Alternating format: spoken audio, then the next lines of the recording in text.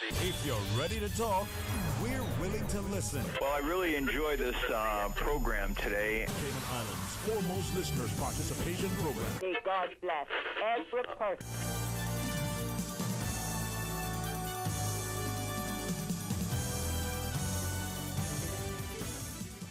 Hey, good afternoon. Welcome. It's another wonderful Wednesday evening. It's not wet on the outside. There's always space in the heart for growth and for love. And I want to share that with you to join our friends for Hope for Today Foundation at 1 o'clock. Get a chance to focus, on our mental health and our children as we celebrate Child's Month. So stay tuned for Talk Today. Talk Today is brought to you by Subway, open 24 hours in Countryside, Anderson Square in Georgetown, and Centennial Towers in West Bay. And by the Ministry of District Administration, Tourism and Transport. Explore your history, explore your land, explore your sister islands. MedLab in Smith Road Plaza, your complete medical laboratory solution. Call 949-7331. And Savannah Pharmacy in Countryside Shopping Village, convenient opening hours including Sundays and holidays. And Cayman Airways. Call them on 949-2311 to book your nonstop flights to Los Angeles and Panama. Radio Cayman's Talk Today, the Cayman Islands' foremost listeners participation program. We ask our listeners to avoid statements or comments which are abusive, derogatory, malicious, or defamatory. Do not use any indecent language or make any statement which is false or misleading. Email talktoday@candw.ky or call 1-800-534-8255. Courtesy of Flow. Cayman's #1 network that connects you to your world like never before. Let your voice be heard. Once again, here's your host, Sterling Dwayne Ebanks.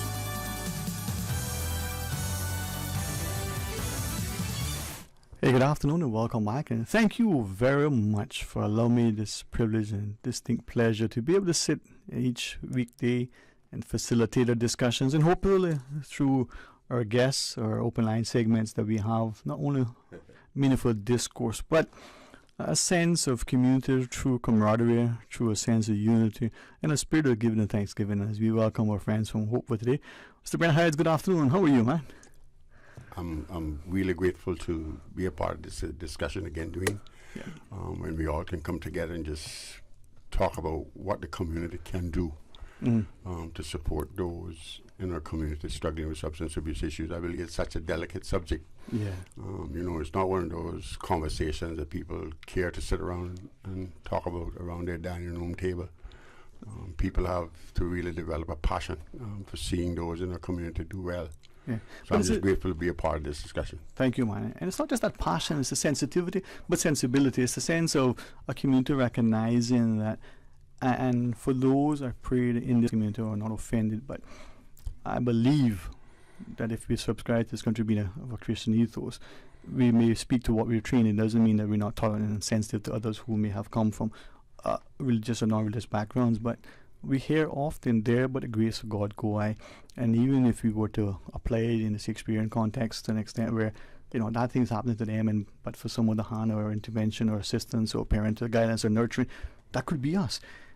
And if I might, in saying that, perhaps first, Ms. Raquel, through you, just a brief intro, if you would, who you are, why you're here, what's the importance, and I'll do my best to tie it into as to the reasoning, because I think too many times we point fingers. They need to do something. It is them that is the problem, with the understanding that it is us collectively. But more importantly, it isn't just those with the expertise nor the experience.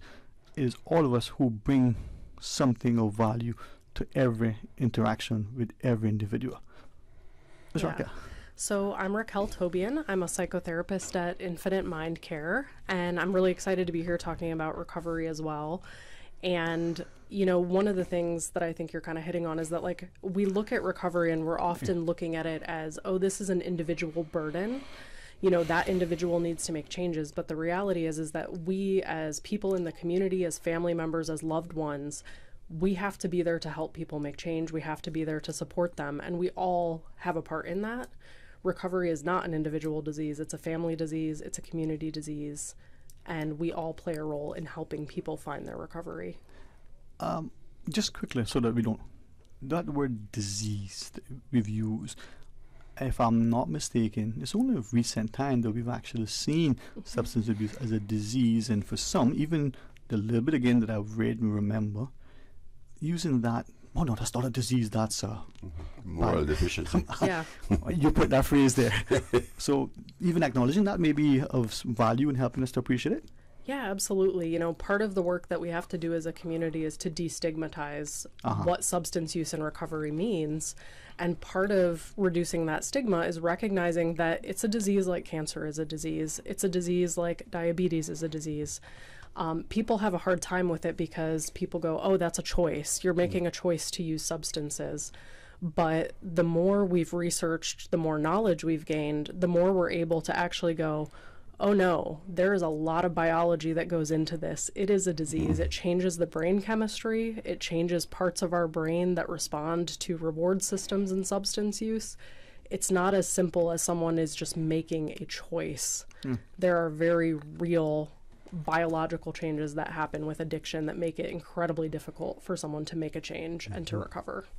If I might, sorry, Brent, before I come back to you, sports in particular, it trains the body and the mind, right? Sports can bring many of us, I'll just use, to the table, to the field, and for some of us, we may do certain things to enhance our performance, our endurance. Some it may be legally prescribed, some it may be over the counter, some may be so much so that we become, in our minds, convinced that this thing is actually effective in bringing us to a better performance. And whether it's debilitating in our minds is somewhat addictive. Now, if I might, as I asked Ms. Raka, the brief intro and in asking and setting it up, whether we are a 13 or 15-year-old, or we are that 33-year-old who still thinks he can perform with the 19, 21, and 23-year-old at the World Cup because his mind telling his body that he can do it. And I want to weigh that in, but first to you. Trust my narrative. I have a plan. Just follow me and lead together. We shall accomplish great things. Good afternoon. Afternoon. My name is Shanice Monteith. I work with 245 FC, a football club on Island, and just glad to be here. Thanks for Brett for bringing me on, and yeah. Yeah.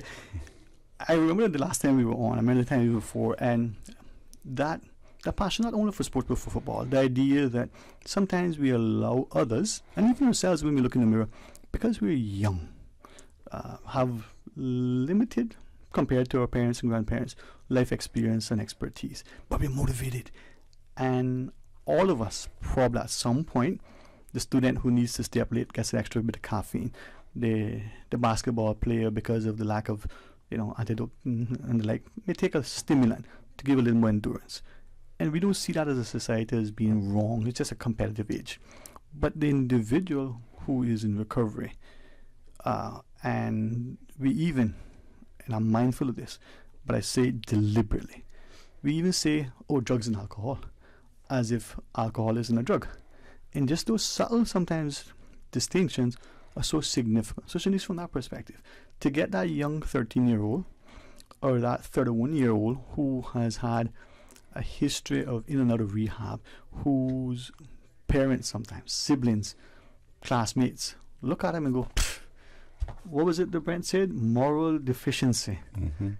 How do we make that person feel, if I may through you, that they're valued, that they're a person, that their life is important, and that we are going to support them? And if it's only true, come, let's knock some ball around in the field, and for that 5 minutes that you can stay on the field, we love you. We want you to be, healthy in every aspect.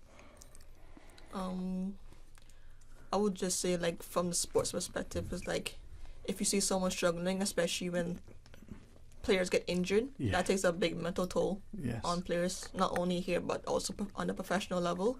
So I feel like if you can help support the community, help us support them, and like try to pretend you're in their shoes and see how they might feel, and kind of like try to help them from there. All right. So as we come back from the break, Brian, I want to ask you that, because sometimes we look at sporting events, and I commend Hope for today for his almost seemingly weekly activities. Yes. But certainly every public Monday holiday, a football match. But it's more than football. It's about the community. So after the break, let's talk about that. Absolutely. And Ms. Raquel, maybe that notion of we're in this together. This is unlike the, let's say, hopefully it'll offend a few people enough that they start to think for themselves. The propaganda that we heard for so long. We're actually in this together because that person is us and we're them. All right, join us after the break. Stay tuned for Talk Today. Are you kidding me? Hey girl, what's wrong? My eyeliner foundation just ran out and I have to leave Savannah in 15 minutes. That's easy. Just stop at Savannah Pharmacy. That's where I get all of my makeup and for a great price too. Really? Really, girl. Where are you going? To Savannah Pharmacy, duh. Wait, I'm coming too. Ran out of my favorite nail polish. Savannah Pharmacy in Countryside Shopping Village provides you with more than just prescriptions. Savannah Pharmacy is just around the corner with everything you need and the hours you need it. Visit us today for fast, efficient, and professional service. We are here as a team to assist you while taking care of your health. Call us today at 946-3336. Barry's Golden Jerk, the Cayman Brac sensation, ranked the #1 restaurant in Cayman Brac by TripAdvisor and home of the authentic jerk. Barry's Golden Jerk, serving large portions of the best jerk chicken and pork. Open Wednesday, Friday, and Saturday near the airport, or call 917-6713. Barry's Golden Jerk. It's simply better. Your dream home starts with a vision, and often inspiration is at the heart of that vision. Brand Source Home Gallery's in-house designers are here to help bring your vision to life. Whether you're remodeling or building a new home, Brand Source Home Gallery is your one-stop solution. Explore their kitchen cabinets, sinks, faucets, bath fixtures, tubs, vanities, and more. Let Brand Source's designers help and inspire you with your next project. Call 623-5000 and schedule an appointment with a design expert at Brand Source Home Gallery, Dorsey Drive, Industrial Park, serving Cayman for 50 years. You deserve a unique vacation this year, one with easy non-stop flights from Cayman. Cayman Airways offers more non-stop flights to and from the Cayman Islands than any other airline. Now you can add Panama and Los Angeles to your travel bucket list. Skip the hassle of connecting flights. Panama is just a 2-hour non-stop flight from Cayman. And Los Angeles? Get there in less than 5 hours non-stop aboard Cayman Airways. Call 949-2311 or visit CaymanAirways.com to book your Los Angeles or Panama getaway today. At Doctors Hospital, we know life happens, and usually when you least expect it. So when unexpected medical issues arise, you need quality care close to home. Located in the heart of Georgetown, our accomplished team of physicians and medical staff treat minor urgent conditions such as migraines, chest and abdominal pain, shortness of breath, burns, broken bones, open wounds, and more. 24 hours, 7 days a week with no appointment necessary. Peace of mind is important when life happens. At Doctors Hospital, we're always here just for you. Need to speak to someone? Call 949-6066. Talk today. But I do have some questions. Talk today. Cayman Islands' foremost listeners participation program. Talk today. Because there are more questions than answers. What the public is saying. Waiting to take your calls right now. Sterling Dwayne Ebanks.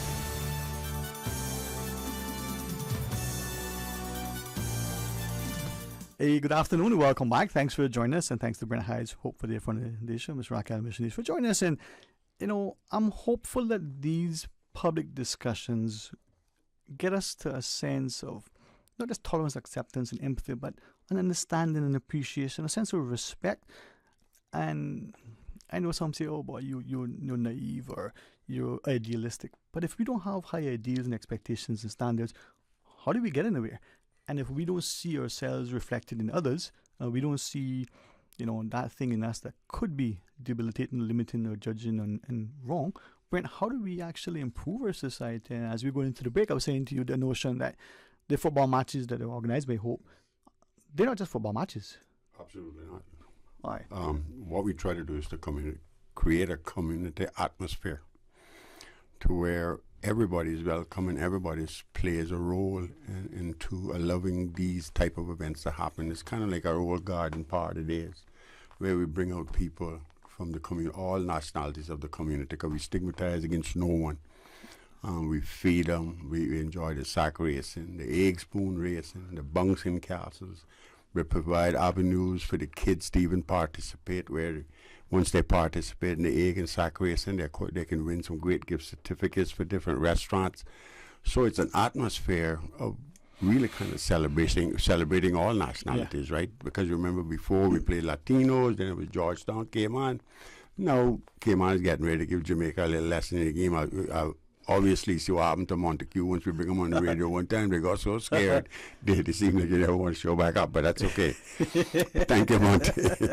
You see, for those who have heard these discussions, often they appreciate it. So whether it's, Teddy or Montague, or whether it's Brent and them and East End, Mr. Hyde's here will try to talk them all, because it's about that challenge, that camaraderie.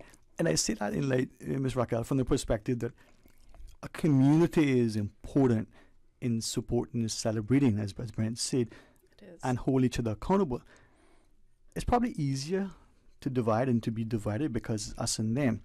And it's easier to be labeled and to assign labels because, put all the red balls in the red ball basket and all the blue squares in the blue square basket. And it's easier, but it's mix them together. That's why I love a buffet. I get a taste, your macaroni and cheese, and Shanice brings her custard cornbread, by the way, not too bad. And we get to celebrate. So how does that translate into the world of recovery, where we look at people, we look at each other, and we say, boy, what does that walk like? What if it was me? What would I want? Do I want to be ostracized and maligned, castigated? I mean, who wants that? Nobody wants that. But we do it. We do. And so we talked about this kind of before the show started, about the importance of, having empathy for people. And I think I made the comment of, like, if you could just see everybody's story, if you could just know what everyone's been through, you wouldn't be judgmental. It would be painful to treat people the way that we treat people sometimes. You just couldn't do it. And by no means am I perfect. I fall into that judgment trap sometimes too, even as a therapist.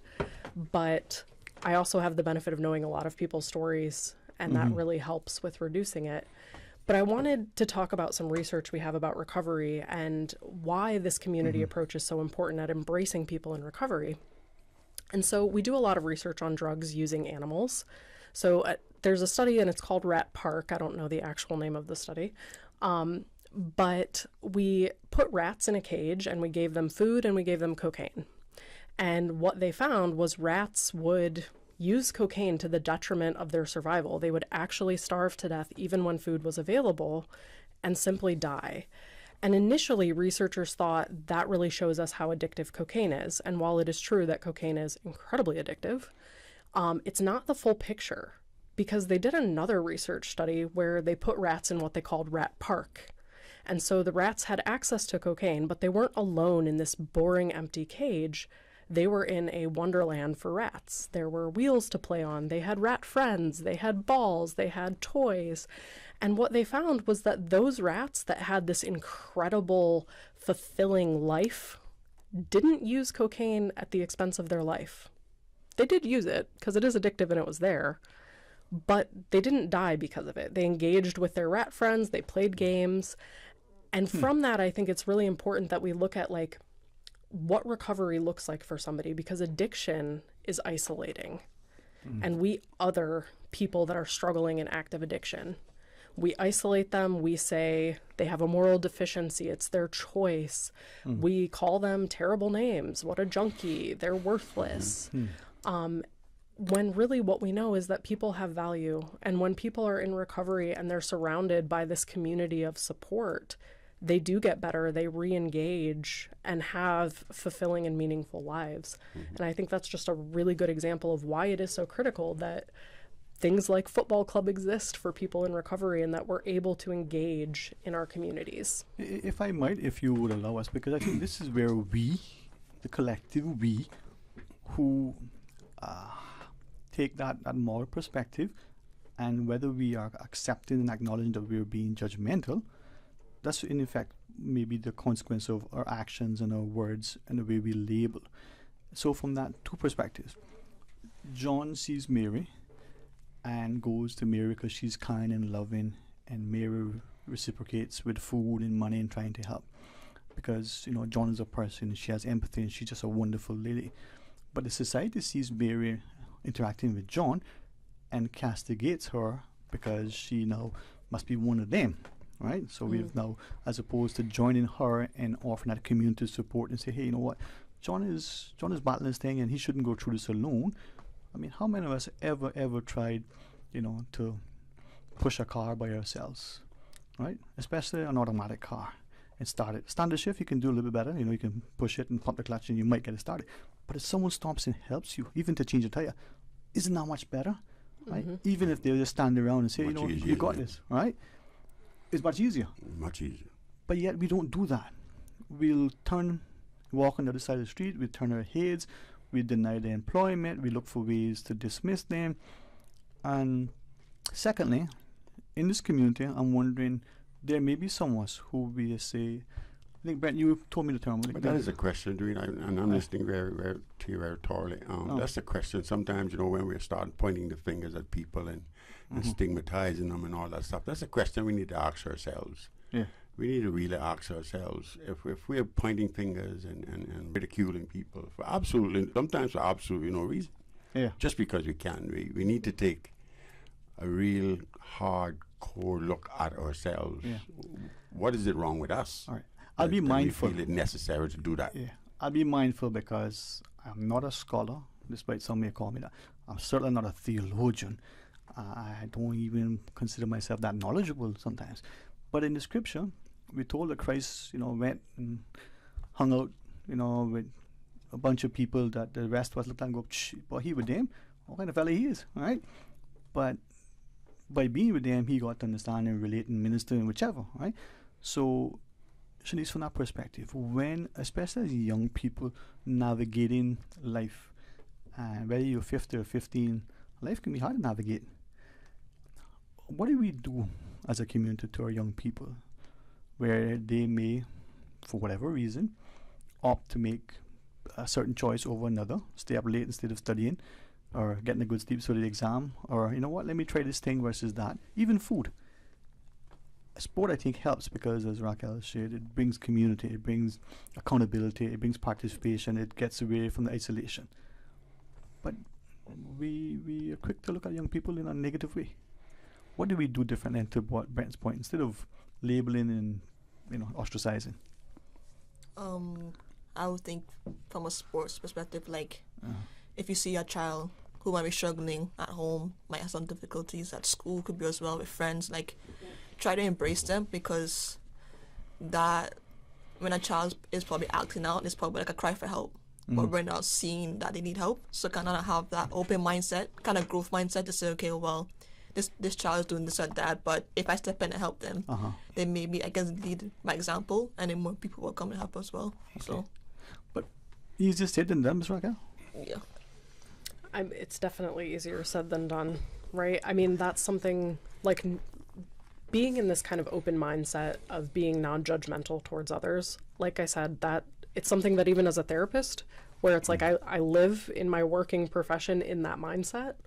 Sometimes I still slip into it, right? And part of the work of trying to be that person is acknowledging it when it happens, and then pulling myself back and checking myself, right? It's being accountable to myself and my own desires of that's just not the person I want to be. Right. Doesn't mean I won't be that person occasionally, but I'm willing to go, oh wow, that's that doesn't really fit with my values and who I am, and I can be accountable to that and take ownership and responsibility, and then try again. Yeah. From where I'm at too, we were talking about sports. I think too many times we overlook what sports can do, the discipline, etc. And we can bring about some positive changes in our community and basically all areas of society if we use sports as a tool. Sports is a great tool to bring about a lot of change. And that's what the Clash of the Legends is all about. It's basically just bringing out our old footballers, people like to watch, and we know it's very attractive because it's attractive because in the 60s and the 70s, the same guys that are showing up on the field now was major stars on the island at that time. I mean, they were looked up to in the community as super Marios and Ronaldos, and these were guys that really played football, and they played it well. Yeah. So while we're doing this, while we're doing this. I mean, the community is just begging for something like this. I mean, they keep saying, what time are you going to do this again? All right. Well, when we come back from the break, I'll let you tell us. And hopefully these little snippets give us an insight to what we as the collective, and we as the individual can be doing to complement, the activities of others, but the importance of it, so that isolation, that sense of the person being ostracized, and at times even unconsciously by us, not meaning to, but we do it. Just like we'll shoo away the chicken, we do that with people, and that's a person, that's someone's daughter, that's someone's brother. And what if it was us? All right, after the break, I'll ask you more about the clash, but also I want us to look at this as what it is, a cry for help from the community, for the community. All right, join us after the break. They say variety is the spice of life, and that's why at Subway, we're introducing the new Boneless Hot Sub. Say what? The premium sub brings new ingredients like spicy breaded boneless chicken, French's crispy fried onions, and buffalo wing sauce, bringing a zesty and flavorful experience with every bite. Add some of your favorite veggies, cheese, and ranch sauce of your choice of freshly baked bread for the ultimate boneless hot sub. For a little spice in your life, try the new boneless hot sub from Subway. So good and tasty. And make it a meal with a drink and chips or cookies. Subway. Eat fresh. Wouldn't it have been grand if you had purchased land 30 years ago? It may not be 2020, but a perfect vision has never been more clear. Cayman Brac and Little Cayman, poised for growth with an eye on the future. Your land, your history, your future. Discover all that our sister islands have to offer. She hear clunk and her car stop. I was just about to send her some money, so I send it straight to her JN money transfer card. It cost me less, and perhaps she use the card, pay the garage right away. She'll get discount through the JN Rewards program in Jamaica. This card make things easy. You can even get funds at any multi-link ATM. JN Money Transfer Card. Fast, affordable, convenient. Tell your loved ones in Jamaica about it. Sign up is free. You deserve a unique vacation this year, one with easy non-stop flights from Cayman. Cayman Airways offers more non-stop flights to and from the Cayman Islands than any other airline. Now you can add Panama and Los Angeles to your travel bucket list. Skip the hassle of connecting flights. Panama is just a 2-hour non-stop flight from Cayman. And Los Angeles? Get there in less than 5 hours non-stop aboard Cayman Airways. Call 949-2311 or visit CaymanAirways.com to book your Los Angeles or Panama getaway today. Now, more than ever, supporting your immune system is crucial to helping your body fight off illnesses like the common cold, the flu, and COVID-19. At ValueMed Pharmacy on Walkers Road and in Buttontown, we carry all the essential vitamins and minerals to help support your immune system and improve your overall health. Some of our top immunity support picks are vitamin C, vitamin D, zinc, elderberry, and quercetin, or the popular 7-in-1 immunity support. Our pharmacists are always on hand to help guide you and answer any questions. Visit ValueMed Pharmacy on Walkers Road or Buttontown. Live happy, live healthy with ValueMed Pharmacy. For medical lab services in Cayman, go straight to MedLab. For a full range of medical services, pleasant, clean and comfortable environment, no long lines and affordable fees, visit MedLab at the Smith Road Plaza. Open Monday to Friday, 8:30 a.m. to 5 p.m. and half day on Saturdays. Call 949-7331 to make your appointments. For medical lab services in Cayman, MedLab. The MedLab team would like to extend their warmest wishes to all our Cayman mothers. Happy Mother's Day. Talk today. But I do have some questions. Talk today. Cayman Islands' foremost listeners participation program. Talk today. Because there are more questions than answers. What the public is saying. Waging to take your calls right now. Sterling Dwayne Ebanks.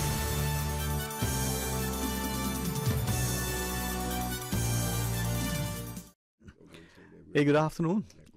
Welcome back, and thanks very much. Always a pleasure to have Brent in the studio.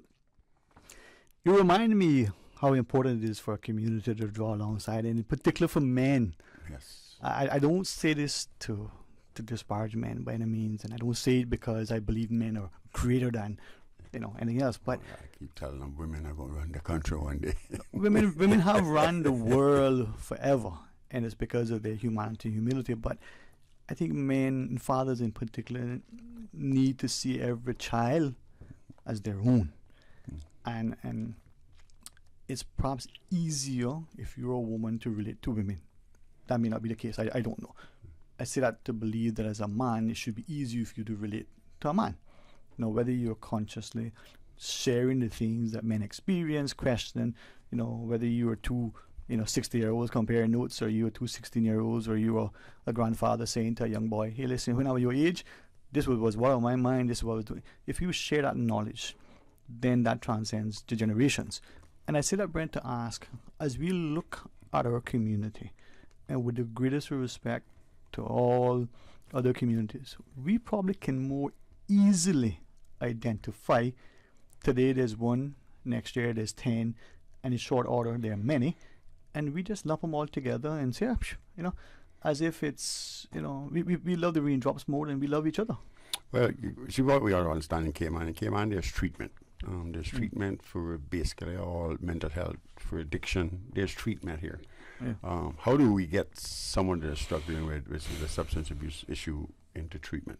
Yeah. We could do interventions, we could talk, and we could do all of this stuff. What I've learned from my personal experience, we could pick someone up, we could carry them to CHRC, and we could leave them there for a week. They may be assessed, and treatment may be recommended. But until these individuals are ready to actually engage into treatment, to try to seek some change in their lives, we're just going to have to keep fighting and trying to be a part of the solution from our own perspective in our ways. Raquel, if I could, you jump in and change it if you want to be guided by you guys, right? But from what Brent just shared, on a personal level, I've said this publicly, I've asked people, help me, because I don't get this. We say you can take a horse to water, but you can't make it drink. My response is, well, you just spend all this time and energy and all this to get the horse there, to look at its reflection in the water, to die of thirst. No. So it's not with recovery, though, because I don't know what the current stats are. You could find 10 different studies with 10 different numbers, but we know that most people don't go to treatment one time and then just get it. Like, for many people, I think the average is over 7 times. You'll find some studies that say 13. And so when you're looking at it and you're like, oh my God, but I put all this effort in, I got them into the treatment, and then they're still using. But each time you get that person in front of someone who's providing treatment, you're planting seeds for them. You're giving them new skills. You're giving them an idea that there's a different life. And so it might not be the first time, the second time, the third time. It might be the 10th time that person goes to treatment that this clicks. But that doesn't mean we should give up after the first time and somebody doesn't get it. Okay. So with that, and Shanice, you jump in as you want, because... That's if they don't get killed in the meantime. Yes. That's it. And then there's us. Not only some of us ignore, but if we try to help, we get maligned, or you must be one of them, you whatever, right? And some would say, boy. And that's you and Raquel, sorry. No, go ahead, my bro. You and Raquel were talking about the disease, and that's where recognizing it as a disease is so important. Yeah. Because it is possible to get sober, and without medication. Medications are going to 12-step meetings, working with a therapist, picking up the necessary tools and applying them to your life.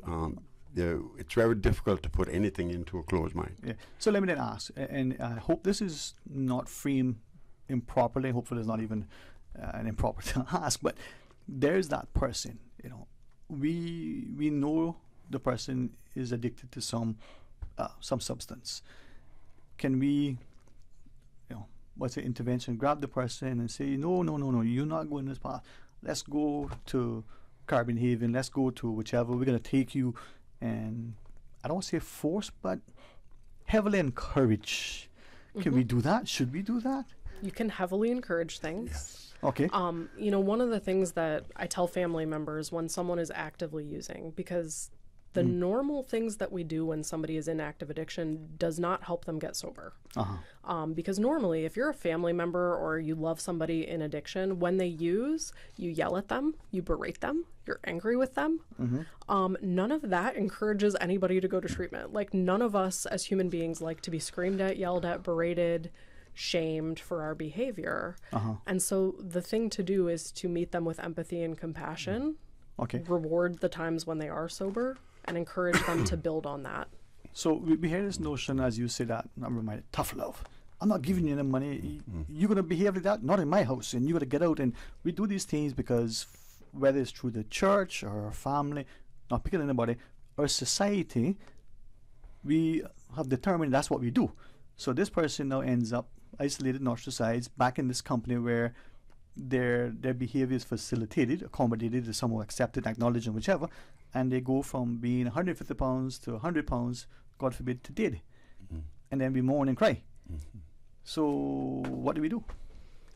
I can tell you my experience. All right. Sterling, with addicts, they're very manipulative. They can say yes, sir. They can say yes, ma'am. I'll do it for you. I'll do it for daddy. I'll do it for mommy. But very rare you'll hear them say, I'm going to go and do this for myself. And if you gave me $20 to buy cigarettes so I could take the CHRC, I'll go. So the manipulation continues. They continue to want you to support them in their habit. You say to them, I'll give you the $20, I'll buy cigarettes or I'll buy food. No, I want the $20. Yeah. I recognize our time. Shanice, if it's okay through you, the reason why I sort of defer to you is that sometimes people listening don't always understand that the young minds like you and Miss Raquel, if I can put us all like that, we Sure, see... I'll take young minds. Thank you. We see, we experience, and we can relate. And oftentimes, sadly, we're ignored because you're too young. You're better on young years. What do you know? But that young person who is, addicted to some substance, I want to know how we can talk to them, how we can reach them, how we can forcibly encourage. Can I use that phrase? So that life isn't lost, isn't isolated, doesn't have to feel ashamed and the hurt and all the other things. What would you say? How do we not turn our backs on them, and how do we continue to help them? Just try to show empathy towards them, like try to use the correct language when you speak to them, to kind of like get down to their level so they understand where you're coming from. All right. And then in interest of time, Ms. Raquel, I don't like candid, I like candid response. I don't like canned ones. But oftentimes in our community, we see, as you shared, the community involvement, the sports, and the coach will say to you, hey, listen, you can do whatever you want tonight, but if you don't get a good night's rest, you don't train, and if you don't avoid certain even foods, have that wonderful meal that you like that's going to make you lethargic the next day. Don't expect to be in your best shape because of what you did the night before, whatever that is. Having a community consistently and constantly involved in that life, nurturing that person, must be fundamental, but yet we know, but we don't do. No, you're right. I mean, we know the importance of community, but we still ostracize and isolate people. And that is something for us all to work towards changing, right? When you see somebody who's struggling in recovery, if they show up sober to the family, gathering, and you're like, great, you can stay here. We're going to embrace you. We're going to talk to you. We're going to treat you with kindness and compassion. Now, I think you were hitting on enabling a bit, and it is okay to have boundaries, right? I'm not saying like if your loved one shows up and they're high to your family dinner, it's okay to say, you can come next week. We need you to come sober, but you can't be here today in this state. It's okay to have boundaries and not enable somebody while still treating them with love and compassion. Brent, I recognize the time, and quickly, and this is why we're going to have these, where we've had these constant discussions, right? Just share in closing, not just the event, but just quickly. Well, when I look at these events that we put on, I think what we're trying to remove is some of the negative stigma that actually surrounds substance abuse issues in our community. These Legend Games is also an atmosphere where family members can come out and they can actually have an opportunity to meet people that have been in recovery, that are consistently staying sober, and to see how their lives have changed. This becomes encouraging for family members to know that recovery is possible. We talked about enabling. They can talk to individuals, learn some of the tools that individuals have to use to protect themselves, because if we're not careful, our families can take us as hostages, and we do not want to be our son hostage. We don't want to be our daughter hostage. I had a conversation with a guy a couple of days ago, and with the family of how maybe the stepfather and the mother has to set boundaries because, they're getting old. They're getting old and they need to move on. They need to live their life. They can't continue to allow this particular person to hold them as a hostage where they don't have no real privilege for themselves to enjoy their life. Mm-hmm. And that's what I saw. Yeah. And they learn all these things, Hopefully we get people like Raquel that can come down and talk to people if they're down there. Because we have people coming down from the Counseling Center, Department of Rehabilitation. So we have a variety of people that work in the field of rehabilitation that are coming down to set up tables. They have an opportunity to actually engage in conversation, how best to assist someone in a family that are struggling with substance abuse. But the bottom line is you see Teddy and Monty did drop it today. Right? So I think they're already getting the wins of the respite team training and what our plans are. There you go, man. Well, Monday? Yes, right. Monday, May 15th, starting at 3 o'clock, we'll be serving food. Come out, be a part of it. Come out and join all the respite community. We're expecting the Speaker of the House to be there and a couple of the representatives from the community to come out. Just come out and as we get together, eat some food, have some fun. And I have a special sack for you, one of those red ones. People can really see. Thank you. And this is where I genuinely appreciate you all taking your time to share with us. But I believe the minute we put a name to face to somebody, it's probably harder to turn it back to them. So see us in them as we see them in us, and let's bring together. Ms. Raquel, thank you very much. Brent, thanks, man. I personally want to thank Raquel for stepping up and doing a group down at the house. The guys are really enjoying it, and I want to thank you so much for just being a part of it. Exactly, man. Many hands make light work, and we're going to pause and take a break. Please join us after for another segment.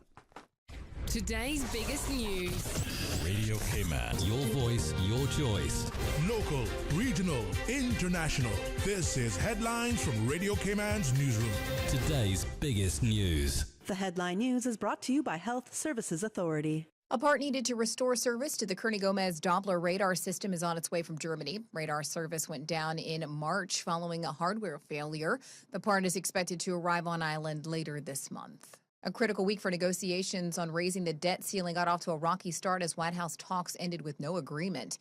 The U.S. may soon default as soon as June 1st, causing a global economic catastrophe if the limit is not raised by Congress before then. Democratic leaders are calling for the limit to be raised, but Republicans want spending cuts and other conditions to be agreed to first. On Tuesday, Joe Biden and the House and the Senate leaders of both parties met to discuss the impending economic crisis of their own making. Palestinian militants in Gaza have fired barrages of rockets towards Israel after the Israeli military said it carried out a series of airstrikes on Islamic Jihad rocket launchers. At least one Palestinian has been killed and another wounded. There are no reports of any injuries in Israel, where most of the rockets are said to have been intercepted. It comes a day after 15 people in Gaza were killed in Israeli airstrikes, including 3 Islamic Jihad leaders. Those are your headlines. I'm Karsley Fuller. For the latest in news and information, follow Radio K-Man on social media, Facebook, Instagram, Twitter. Download the Radio K-Man app or log on to our website, radiokman.gov.ky. The Headline News are brought to you by Health Services Authority. HSA's cardiology clinic is now located at Smith Road Medical Center. Our cardiology team provides expert care and treatment for heart conditions such as coronary artery disease, heart failure, arrhythmias, hypertension, congenital heart diseases, among others. The new location offers state-of-the-art cardiac diagnostic testing, including echocardiograms, ECGs, and stress tests. To contact, call 949-8600. At HSA, your heart matters to us. Radio K-Man is pleased to feature this special Sister Islands historical vignette brought to you by the Ministry of District Administration and Lands. Explore your history, explore your land, explore your Sister Islands. Born in Creek, Cayman Brac on the 25th of September 1939, Henry Mansfield Connolly was the third of 8 children for Henry Kitchener and Olive Connolly. As with many of the men of his generation, he went to sea at the tender age of 15 and worked for Mr. Southwell and National Bulk Carriers for some 30 plus years. During this time, he rose from being an oiler pumpman to the post of second engineer after completing correspondence engineer courses from a school in New York. He sailed on many ships, including the Universe Leader, Universe Defender, or Titan, or Venus, or Meteor, or Transport.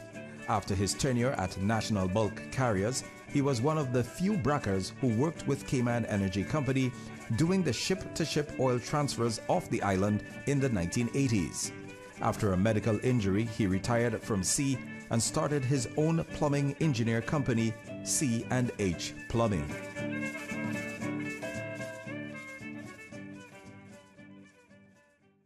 Radio Cayman is pleased to feature this special Sister Islands historical vignette brought to you by the Ministry of District Administration and Lands. Explore your history, explore your land, explore your Sister Islands. Explore your history, explore your land, explore your Sister Islands, the ultimate staycation experience. Your culture, your freedom, the land that time forgot isn't gone. It's your Sister Islands. Discover all that our Sister Islands have to offer. Talk today. But I do have some questions. Talk today. Cayman Islands' foremost listeners participation program. Talk today. Because there are more questions than answers. What the public is saying. Waiting to take your calls right now. Sterling Dwayne Ebanks.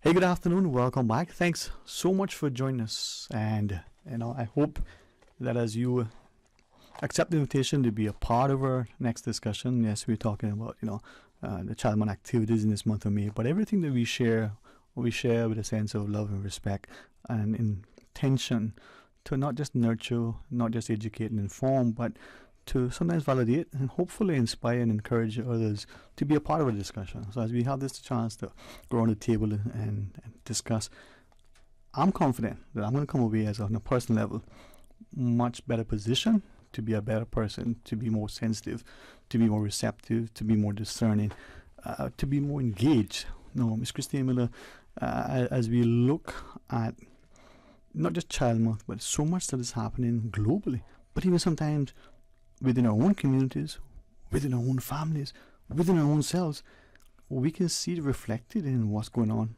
around the world. So good afternoon to you, Ma'am. A pleasant good afternoon, Sterling. Good to be with you again. Always a pleasure. And from the Alex Panton Foundation, one of the clinical psychologists, Dr. Eric Lam, as I was thinking about today's discussion and trying to ensure that I'm respectful not only to the guests who are in the studio, but those who would so kindly take a few minutes of their time and listen. Let's make the presentation sometimes with a little levity, because we all need a little laughter, but with sincerity and honesty and respect and appreciation that they're taking time. Can we give them something that helps them? So I'm confident that has been, and as we had that last discussion, it ties in nicely. So good afternoon to you. Good afternoon. Thank you for having us again. Yeah. Now, mental health in our youth in the Cayman Islands, I think if I'm not of that age and stage yet where I forget everything, this is the first time I think that you've been in a studio, Ms. Conroy. With me anyway. Yes. Right. So it's a maiden voyage. We shall christen this cruise and ensure that you return. Good afternoon to you.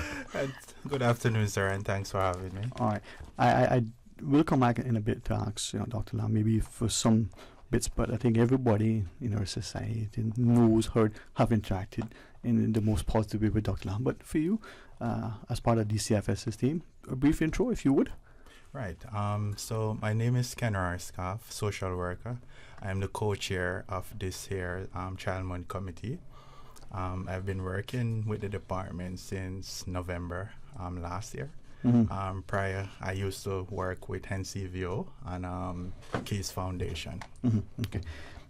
Dr. Lam, this month's theme, as Ms. Christine shared with us, invest in our children means invest in their future. Many of us say differently, have said always, sow good seed, reap good harvest, different things. Perhaps, unfortunately for some of us, particularly maybe parents, politicians, pastors, and others, we want it now. I just looked at that mango seed. I haven't planted it yet, but I want a fruit. Right. with children, it may be 30 years, it may be 50 years before we see good harvest, but we can see the bad almost immediately. Or can we? Help us to appreciate the idea of that investment, the importance of looking after the health, and particularly the mental health of our youth specifically. Yeah, I really like your question, by the way. You know, Thank like you. what you invest is kind of what you harvest at the end. And that's kind of health in general, isn't it? You know, your physical health, your mental health, you know, your spiritual health, you know, even kind of environmental health, right? You know, what you put in is kind of what you're going to get. And the brain is just another organ, and it can get ill, right? Just like the heart, just like the liver, just like the kidney. If you put toxic in it, it's going to get ruined faster. And mental health is the same. And one of the very recent symposium that the Alex Panton Foundation put out in February, we focus on trauma. Because trauma is the toxicity, is the adversity that can impact a lot of one's physical and mental health. And that's one of the 3 factors that the World Health Organization recognized to be the main contribution factor of mental health and, you know, difficulties to do with our psychological well-being, right? One is contribution of stress, and we just coming out of the pandemic, right? That's a huge amount of stress, right? The disparity between reality and aspiration of young people. So if there is a bigger kind of gap between their reality and what they want to do, then there's more of an impact on the development of their mental health. And then other risk factor to mental health are like, you know, the quality of the life home, the relationship with their peers, how much exposure of violence, including bullying. Okay. And harsh parenting style, we know they are kind of can be quite toxic, right? Also, very severe and impoverished social economic background can also directly impact on our mental health. So those are the toxic, those are the bad things that, you know, one for better word, can feed into a child's brain or a child's body, and that would have a direct impact on their mental health. So those are the main 3 things that we are kind of looking at, really. And I would welcome the opportunity through you to I'll pretend it's just me and you have a conversation and I'm getting ready for some exam. That's maybe how we learn. But the more that we seek knowledge, the perhaps better informed that we can make better decisions. Always mindful of what a friend said long ago, quoting somebody that if I think about it, I might remember who subscribed to. A little learning is a dangerous thing. So we take that in context, right? But to one of the last points you made, people, children in particular, who come from that impoverished background may be at greater risk. But there's also perhaps another side of that coin where we assume that if you have money, I have always joked and said, yeah, money can't buy happiness, but it allows you to choose your misery. The notion that because we have money, we may have access, because we have money, we can buy, pay, influence, sometimes extort certain things, and therefore with money, wealth, and the like, hey, we got it made in shade. Yet we don't see potentially the negative impact. So the child from the one person household, whether that's a mother, father, grand, or some other individual, we may see at greater risk than the child who is from household with 2 people, whether it's 2 mamas, 2 daddies, mom and a daddy, whatever, with money and thing, but the child is maybe on his or her own more, but has all the tools, has all the resources, has everything, and yet we don't see that they are at risk physically as well as emotionally. Yeah, I think that has become more and more kind of the hot topic, isn't it? Because, you know, if we think about our generation, and this might give my age away a little bit. We're on the same age, okay? Exactly. Yeah. On the X. So I remember growing up with parents, and I'm following the trend of like you saying give example rather than just terminology, right? I'm kind of quite mindful. So here's me kind of telling a little bit of a story. I remember, you know, my parents came from a generation after war. You know, I was born in Hong Kong, and, you know, all of that. And so they, even though we were not poor, they have this mentality of don't waste your stuff. You know, don't waste things. You know, what is in your, you know, bowl, you eat it, you know, every grain. Yeah, all of those. So that was kind of the mentality that kind of installed in me, because they come from that generation where resources were sacred. So they appreciate that, right? And what I kind of become to see, and my niece and my nephew, because I'm at that age now where I do see younger generation. We all. Yeah, right? And what I notice is that they don't really, things become very available to them. Like, my niece and nephew grew up in the UK and they got these things called Amazon drop-off. Yeah. Right? I know some of you is like, yes, I know what that is. Basically, you click the button, within 30 minutes, an hour. A drone brings it in. Yes, right?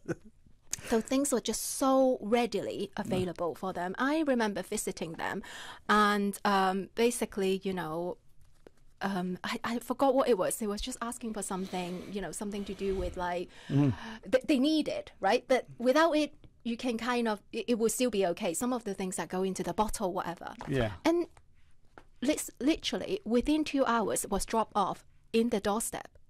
So the kids don't actually have to work out another way. They don't have to have that conversation with the parents to problem solve, to think, oh, hang on, I haven't got this. What are we going to do in order to get this? Like, that all that got stripped away. And that was a big realization to me, because it's not just about money. It's about readiness of resources and how hard or easy we actually work in order to get there. And during that journey, what does that mean? Does that mean it strip away the quality of our engagement? And I think I'm mindful because I know on a very personal level, and I usually refrain from sharing from the person, but I think oftentimes we need to see the humanity exists because it comes from a real person. We've lost touch with one another. I look at what has transpired in the last 3 years, and I joke as a coping mechanism, boy, those 3 years have been 3 long centuries, because it feels like that. I see the disconnect amongst the closest of friends. I see the almost ease with which we argue with one another, and the unwillingness to physically interact. And when we do, should I have done that? And this is 2 men who are best of friends, not willing to shake hands because they're not sure is that this accepted social norm. But in saying that, I believe that we are more alike than we are different. We are quick to engage somewhat in comparative religious studies, but we don't see that societies are different. With the greatest of respect, or at least hopefully my heart allows my words to reflect what I want to say. Like you, like all of us, we grew up where our parents said, waste not, want not. Eat all your food, you don't this, you don't do that. And we see parents who have instilled in us this strong work ethic. I joke and say that my brothers share. Today they only work in half a day. I know that's only 12 hours. Half a day for them means it's a 24-hour day, so they're going to work 12 hours, and after that, if it's not done, it's going to wait till tomorrow because they've already had a 6-hour week or whatever it is, right? But yet, as you shared, I reached out to her recently, again, after I found out that today's discussion, and she reminded me that our first interaction, there was this, I don't want to say connection, similarity. 2 different individuals, one male, one female, similar age, grew up in different places, and looked nothing alike, sounded nothing alike, but had so much shared things. And there was a particular article talking about the tiger mom. And it took me the longest time to, well, what is that? Because my mother is from this part of the world, but the things that she did weren't very different from this. Get up, go to work, get up, go to school. What do you mean you didn't make up your bed? You didn't do your chores? What are you going to give up that activity that you signed up for? And yet we disparage the tiger mom.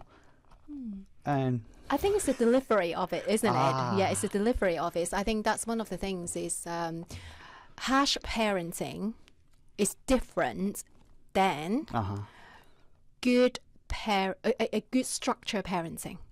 Right? You have that expectation of wake up, go to bed, wake up, make up your bed, go to school, and you do this with the greatest love. Your mom would kind of come and rub your head and wake up, hey, come on, darling, and I don't want to go to bed. Oh, I know, it's hard. That is very different than the alarm goes off and then you get someone shouting from 3 doors down and say, get up, go now. that's very different, right? You know, I think having a structure, having a clear set boundary, and deliver with love and nurture, with a lot of engagement, a lot of positive regard, that's loving parenting, right? That's, you know, that teach you, like you said, the morals, the values, because you feel good to please your parents. You feel good to follow their lead, because you get positive praise, you get positive regard, you know, you get respected, right? You get love. But, you know, harsh parenting is the one that kind of only demand, and there is, you know, no kind of kind or no engagement, and, you know, it solicits quite a lot of shame, and there is no kind of healing. That's kind of harsh parenting. All right. And now to our listeners, you know, we do have 3 guests. We know that. And they have shared this and talked to Dr. Lam, but we're going to include them. We got Dr. Lam from the Axpanton Foundation, a consultant clinical psychologist. We got, you know, Kenwar over at DCFS, and the wonderful Miss Christine Miller.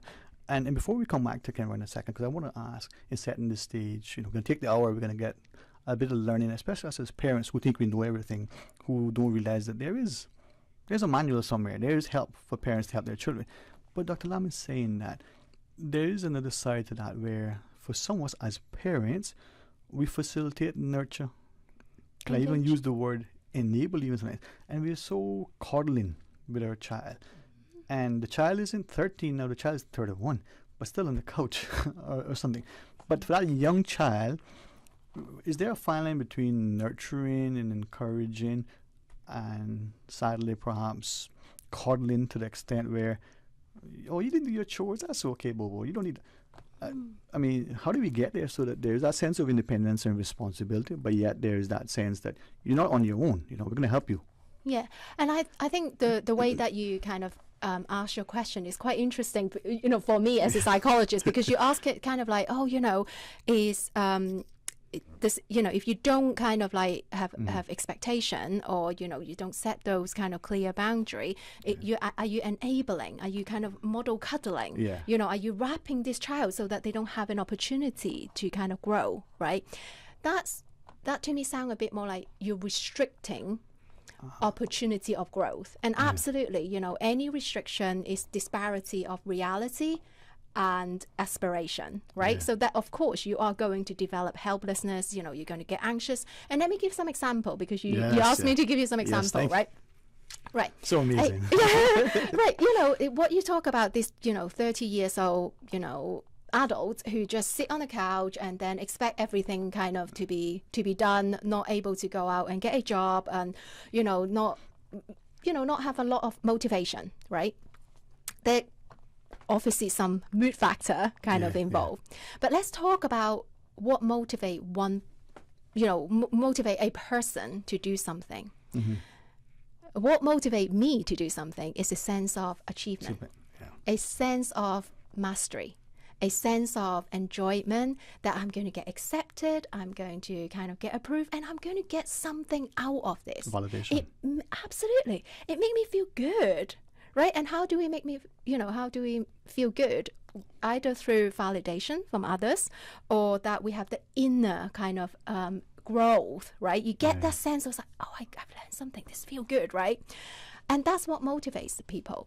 And where do we get all of this from when we were young? We're not born with that, right? When we first took our first very, very, very brave first step, all the adults around you is like amazed. You feel like, you know, you are on top of the castle, right? You have this huge amount of validation, and that's encourage you to take the next step. But let me give you an example. So that's kind of what motivates you, right? You know, you get this validation, you feel good, you feel strong, you know, you get your muscle kind of like building, right? Let me put in an example of you take your first step, and then everyone is like, oh, don't, no, let me just, you know, wrap around you. Let me just cover that corner. You know, don't take it on this. Oh my goodness, you drop. Oh, no. Let me hold you. Like, let me prevent you from taking any risk so that you don't hurt. And, you know, if you get hurt, then it's a huge kind of, you know, emotional response where you left you feeling quite scared. Are you going to take the next step? No. And then over time, right, with that mentality, what does that attribute to? Don't take risk, The world is dangerous. If you do something that is different, people are going to get scared and you're not going to get approved. And you might get hurt, and so therefore you become this self-insulating. All right, so with that in mind, I want to ask about, being the people pleaser versus the validation. But first, let's talk about that first. The notion, there's that child who wants to get the validation and the approval of the parent, and then that translates into the adolescent and then even to the young adult who is always pleasing people. I mean, I didn't quite understand that term until just recently, and I'm not 15 anymore, although I look it. So that people pleaser, is that something that we're going to be mindful of as well? And as we look at the mental health of our youth, are we unconsciously creating that within the young person, or is that something that's innate and we just fostered it? Well, I think people pleaser is a term that we describe the interaction between people, right? Again, I'm a psychologist. I like to kind of look into it, why is that? What function does it serve, right? And how does someone, become a people pleaser and then suppress their needs, and they're not able to, verbalize, and negotiate and, make in harmony. When we suppress and when we restrict, it's always has an, intention behind that, which is to prevent, some bad feeling, right? To minimize shame, right? So again, example time again, story time again. If you have a child who are, who are encouraged to express their emotions, who are encouraged that, how's your day? It was horrible. My teacher told me that I didn't do a good enough job. And your parents like, oh, really? What happened? Oh, that must feel awful. Oh, you look really, really sad, right? Automatically, you want to, yes, it was, I was like shame in front of the class. You know what, Mummy? I did the homework. I left it on the kitchen table because I forgot to pack the bag. Oh, my goodness. So you didn't intentionally not do the homework. You just forgot to pack it. Oh, let's go back and, let's make sure that we find that piece of work, right? How would you left feeling?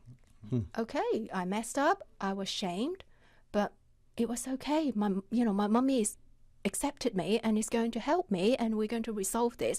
And then I can go back to the teacher tomorrow and be like, hey, Mummy helped me to find this piece of work. I'm really sorry. I handed in late, but I've done it.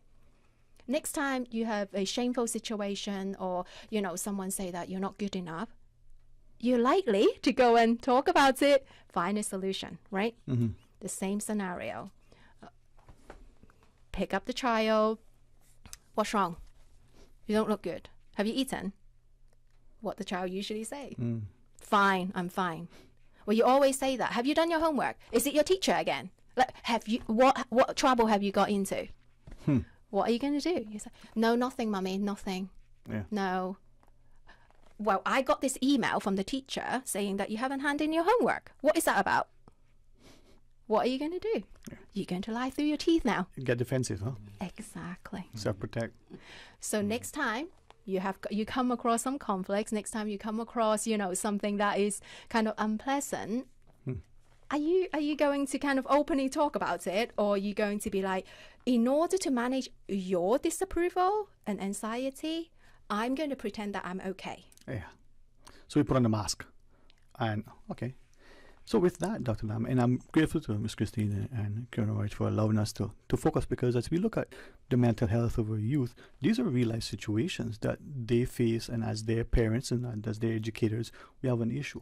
When we come back from this break, I want to take that scenario and maybe spin it up a little bit. So from what we're hearing, the parent needs to be conscious and cognizant and considerate and very, very deliberate in how the parent engages. So we need that skill set. But then the teacher as well need to be receptive. So the scenario I want to ask is, what if that has happened? The dog didn't eat the homework. The child actually, for whatever reason, either forgot it on the kitchen counter, may have even handed it into the teacher, but it got lost in the pile for whatever reason. But the teacher being an adult, and we don't make mistakes as parents and teachers, and we're adults, we get it perfect all the time, right?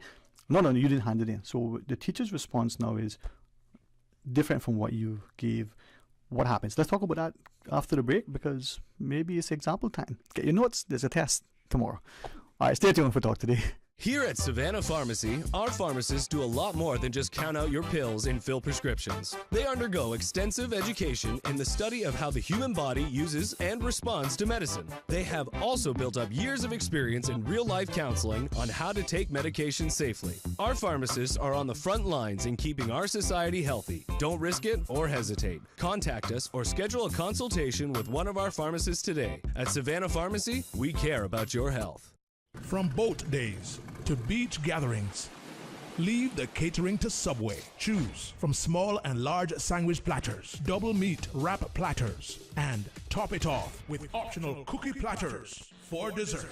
Or ask about our Subway box to go with the option of 6-inch or foot-long sandwich, 1 cookie, and 1 bag of chips. For all occasions and celebrations, let Subway focus on the food so you can focus on the fun. Visit subway.ky for catering options. Subway. Eat fresh. For medical lab services in Cayman, go straight to MedLab. Blood test, x-ray, and mammogram, all of that is MedLab.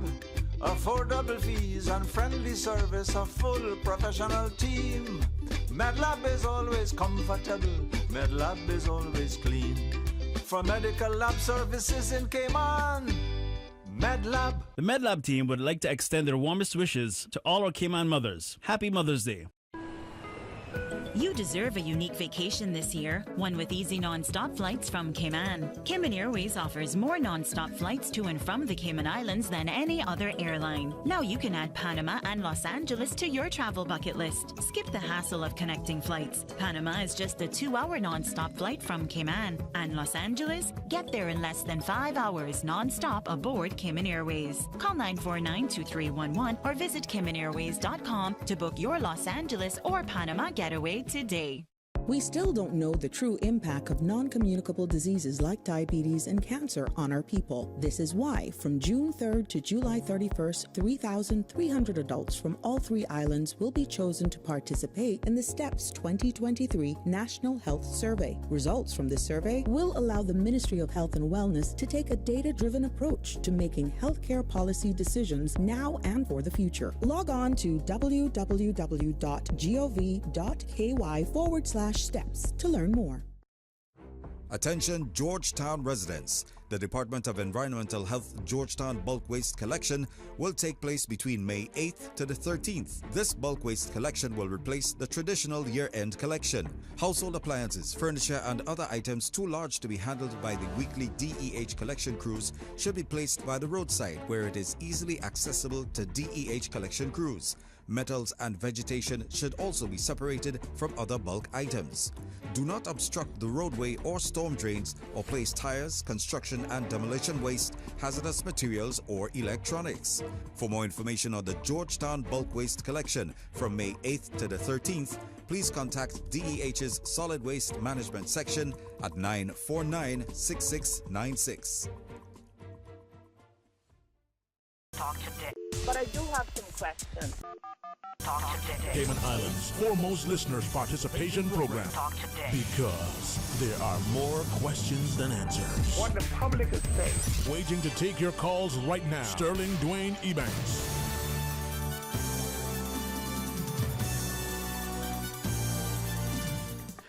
Hey, good afternoon and welcome back. And thanks very much again. I see this, as truly an honor.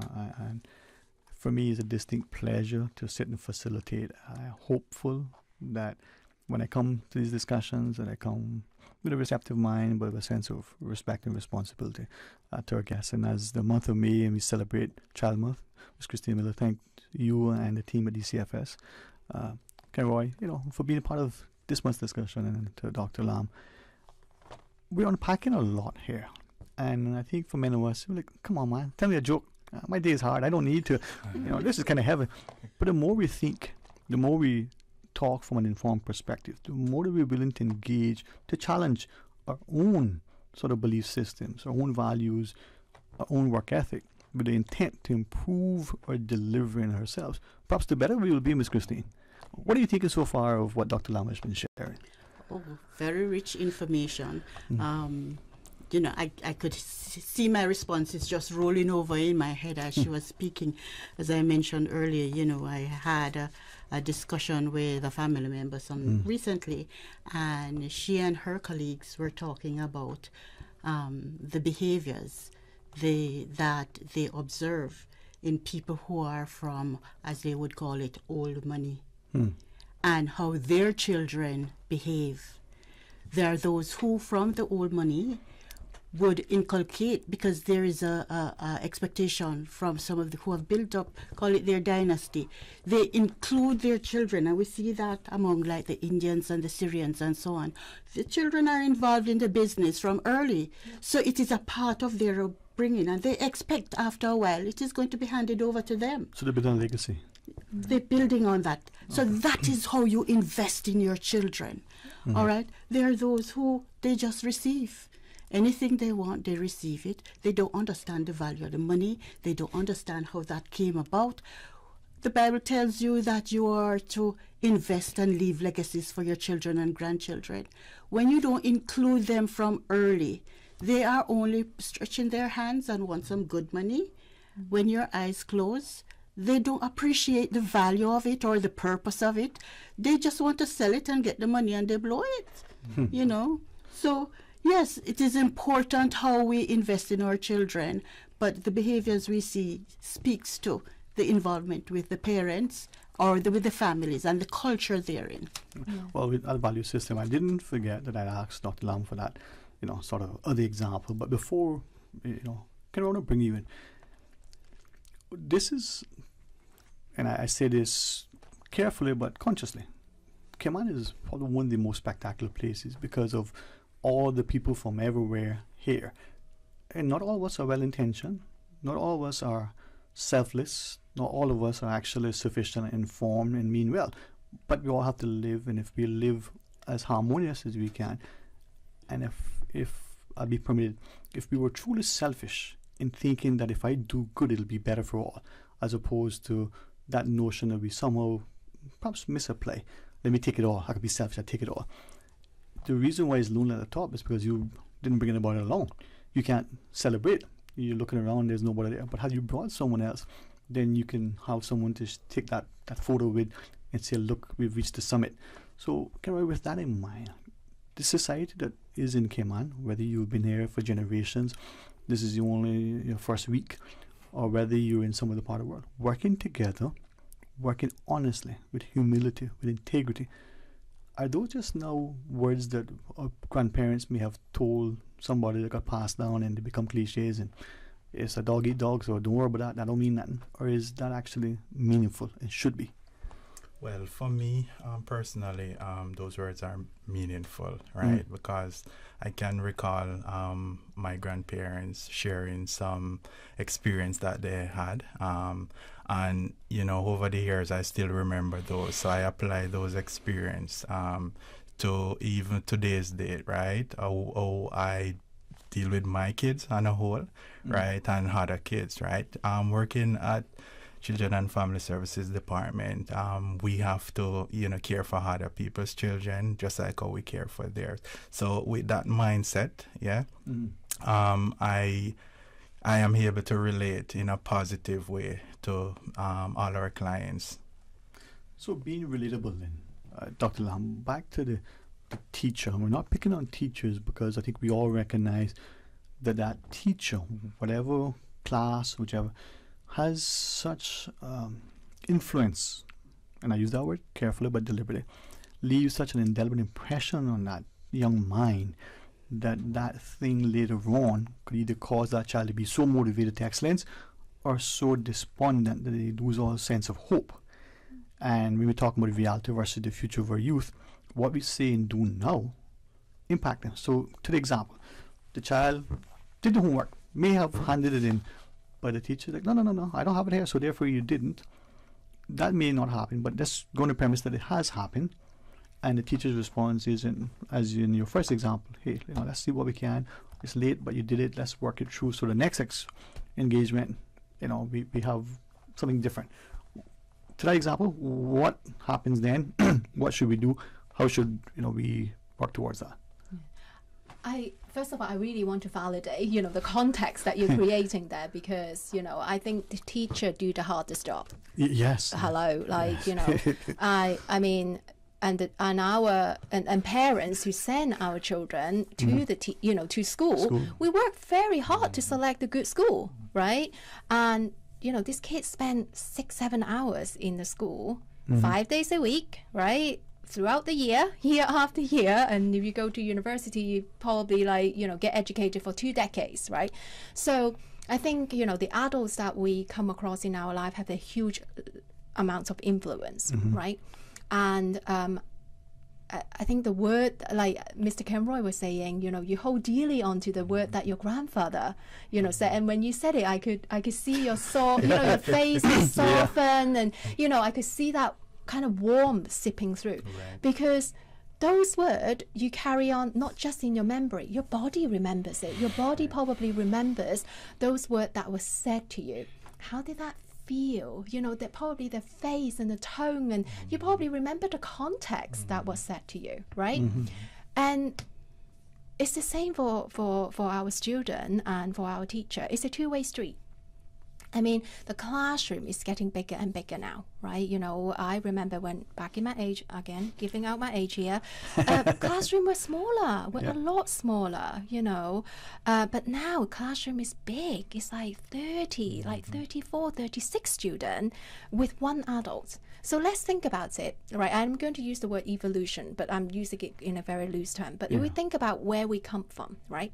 We come from community, we come from like caveman, we come from group of human who live with generation and generation, right? You kind of live in a community where your grandparents was there, your uncle, your auntie, your cousin, you got a younger cousin, older cousin, so you get all of those kind of you don't have just one person, right?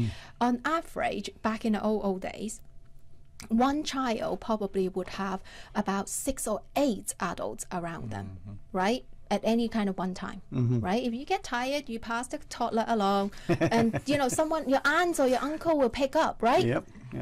Does our teacher have that break now? One teacher, probably 20, 30 kids. When you get tired, you can't just pass the baton. Well, I'm going to leave you 20 minutes because I need a break, right? You don't have that. So I can understand that, teacher stress can kind of get high, and that, they might not be able to kind of like contain myself and, say something thoughtful. Sometimes it's about firefighting, a lot of the time, right? You got the syllabus, you got the curriculum, all of those. And then you probably, certain kids have some reputation, right?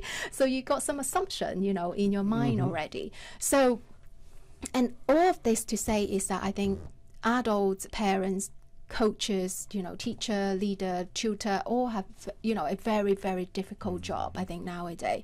Also, social media, right? I think social media, they're not just filled with peers. They're also adults there, right? Setting the theme and, setting off, and media, right? I'm sure some kids are, getting transported between things right now, listening to this story, what we're talking about, right? All of those things.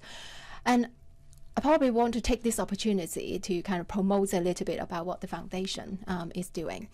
We really recognize that. We really recognize that the school is a, young people spend a huge amount of time in school, in classroom, every day, Monday to Friday, all year round. And we recognize that while we're teaching religious, spiritual health, we're teaching physical health, we are teaching about how to cook, how to, do mechanic, how to do maths and all of those. We also need to teach our young people how to recognize our emotion. Emotional literacy and emotional health. It's very important, precisely what you were saying, beginning of your question. I know I'm answering in a very long way. You're giving us a detail. Yeah. Thank you. Because teaching, if we're able to, when we're able to embed emotional literacy in our teaching, our teacher have a place to hold those emotions, to educate and name those emotions, to help the young people to recognize and to resolve. And I think, Miss Christine was saying before, in one of my example about if you don't talk to your children, you're losing all those, meaty stuff of negotiating, conflict resolution, teaching them how to, recognize their own thoughts and all of those. So the foundation actually invested about 4 years now, hundreds and thousands, thanks to our sponsor, in emotional literacy program.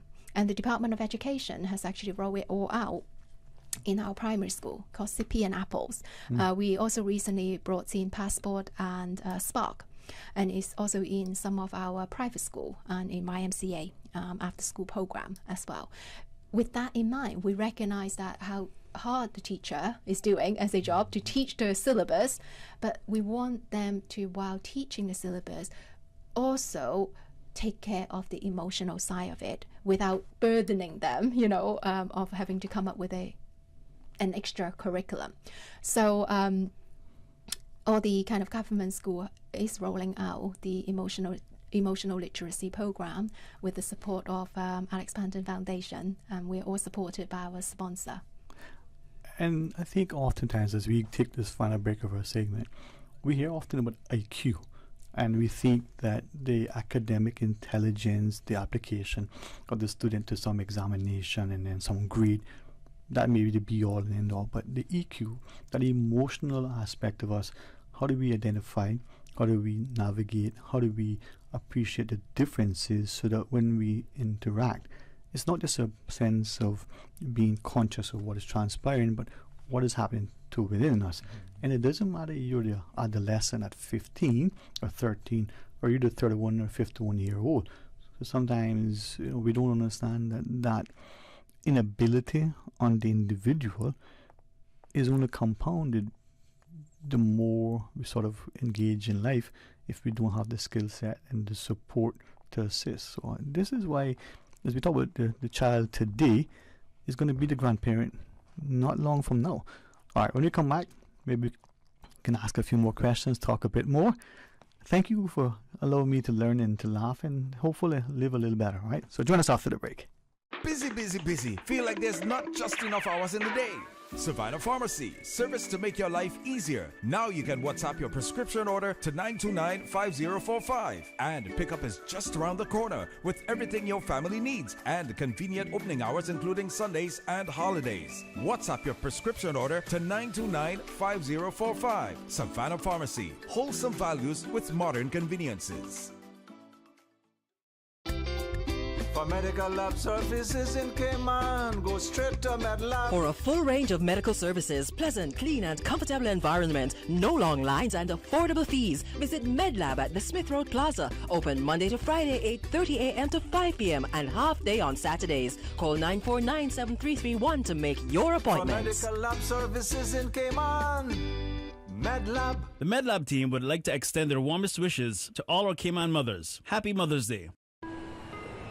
You deserve a unique vacation this year, one with easy non-stop flights from Cayman. Cayman Airways offers more non-stop flights to and from the Cayman Islands than any other airline. Now you can add Panama and Los Angeles to your travel bucket list. Skip the hassle of connecting flights. Panama is just a 2-hour non-stop flight from Cayman. And Los Angeles? Get there in less than 5 hours non-stop aboard Cayman Airways. Call 949-2311 or visit CaymanAirways.com to book your Los Angeles or Panama getaway today.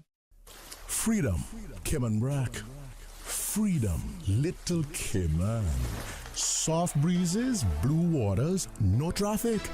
Unwind and rejuvenate your mind, body, and soul. Sister Island Staycations, a taste of freedom. Discover all that our sister islands have to offer.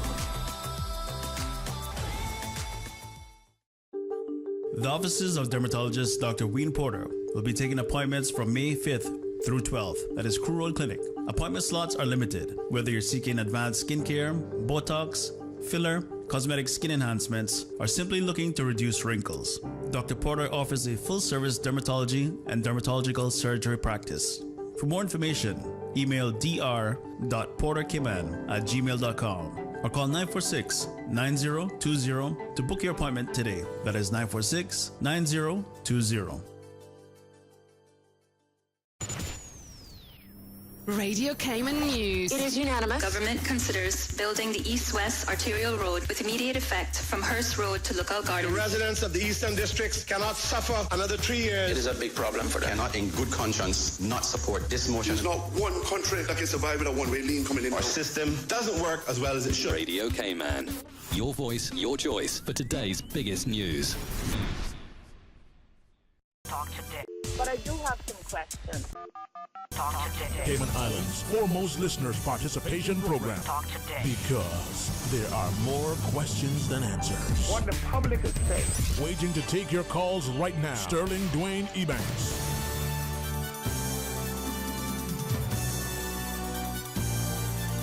Hey, good afternoon. Welcome back. And with less than 10 minutes or so in this segment, I'm really honored that DCFS, through, in particular Ms. Christine, this time around, for joining us as we look at activities of Child Month. Thanks for being around, your colleague Ken Roy, and Dr. Lam for being with us. You know, we see the great work in very short order of the Expansion Foundation. We recognize that, you know, there are many times the way life presents itself, the things that we don't think we can embrace, but we need to be reminded that we have the strength to endure. And if we can take something and make it so that others can have a sense of not just fulfillment, attainment, but it'll be so replicated that future generations don't have to navigate alone. I'm mindful of, probably like you have experienced this.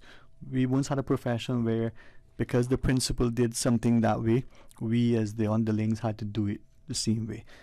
And I wonder to what extent that has helped any of us to improve. Not to make it easy, but to be able to, through experience, hey, listen, you know, don't do this. You know, that is a hammer, that's a nail, this is what you do with it. Not say, okay, you take this saw and you use that screw. The two don't go together, at least I don't think so, right? But we're not willing sometimes to impart our knowledge and the skill set and the teaching. Instead, we want the person to suffer the same ill fate and then afterwards say, I could have told you so. With that sort of premise, Dr. Lam, in today's world, with all, especially our young people have to navigate, we talk about bullying, we hear oftentimes that the social media is always there. I don't think it's even social, but you know, I absolutely abhor it, saying that it has some value. But your disagreements in school don't end at the school day. The lack of tolerance and acceptance and accommodation only seems to be going one way. So that disparity of reality and the future that our youth face, the sense of hopelessness, the notion that they are probably constantly stressed and we don't recognize it as parents or as teachers, the idea that it's impacting them mentally. We can see the child who falls and gets a little scrape or starts to cry, but we don't see the mental anguish, or do we? Can we? Yeah, it's interesting you very quickly kind of brought on the topic of bullying. I got actually the latest data for it so we partner with the National Drugs Council in the biannual student survey. So in 2022, the young people, 52% of the young people said that they have experienced bullying, and they have experienced that in school. And then something actually quite kind of sad is that the student who actually been exposed to bullying, they were more likely to have attacked someone with an intention to cause serious harm. So the child who's been bullied is likely to do that. Is likely to do that. So and the that abuse is like to significant. abuse. Yes. Yeah. And if you think about, the act of violence and aggressions or gang-related, problems that we have in our community, and this is what kind of we do in our foundation. Yeah. We want to kind of collect data to understand where the problem actually stems from, exactly like you said, all of this, like where does it come from, right? This month is about investing in our young people, because it's a lot cheaper to build a healthy generation than repair a broken man. Yeah. I know this is not part of it. I'll be mindful because it may be politically sensitive. It may even be lead to people accuse me of being political, but I've always, and thank you, Dr. Lam, for inspiring me to say this. On me, I take responsibility for it. It's almost as if, as a society, and I use Cayman because this is where our bread is buttered, this is where we lay our heads at night, we would be apt to spend $100 million or $200 million on a new prison, or build $100 million school with the bells and whistles, as opposed to the actual things that touch and cause the child. So it's kind of right, because we're both young, right? Both men, both fathers. To Dr. Lam's point, how do we make sure that not just this month, but the activities in particular to our young people, and our young boys specifically, that we get them to understand that they need to be gentlemen, they need to be strong but not macho, they need to be sensitive but not this thing that become pushover, but they stand and respect the values of their grandmothers, but they look to the future with a sense of hope and a work ethic. And it doesn't matter the job they do it with respect and with love and with kindness. Is that too tall an order to ask you? Oh, no, and actually that starts from the home, right? As a dad, right, you have to actively listen to that child. You talk to that child about any issues that's affecting them, right? You encourage that child, right, to share their feelings, right? Not because he's a boy. You know how today's society is, but in truth and in fact, right, they do have feelings just like anybody else, like the girls, right? So you build a trusting relationship with that child, right? Mod yourself, because you want the child to learn, but nonetheless, you have to, show them how to go about doing that. Lead by example. Lead by example, and seek professional help where you think you're not able to handle. But Kenroy, sometimes as men, and I'm not excluding women, and I'm saying that it's only men, but we don't want to talk about our feelings. Dr. Lam talked about being invested in us and understanding the emotional aspect. But it's not just about talking about it. Many of us, especially in positions of power and authority, right. So from the preacher, the pastor, the police officer, the politician, and we say the right things, but we don't do it. And our children model that. So how do we make sure that our actions and our words align?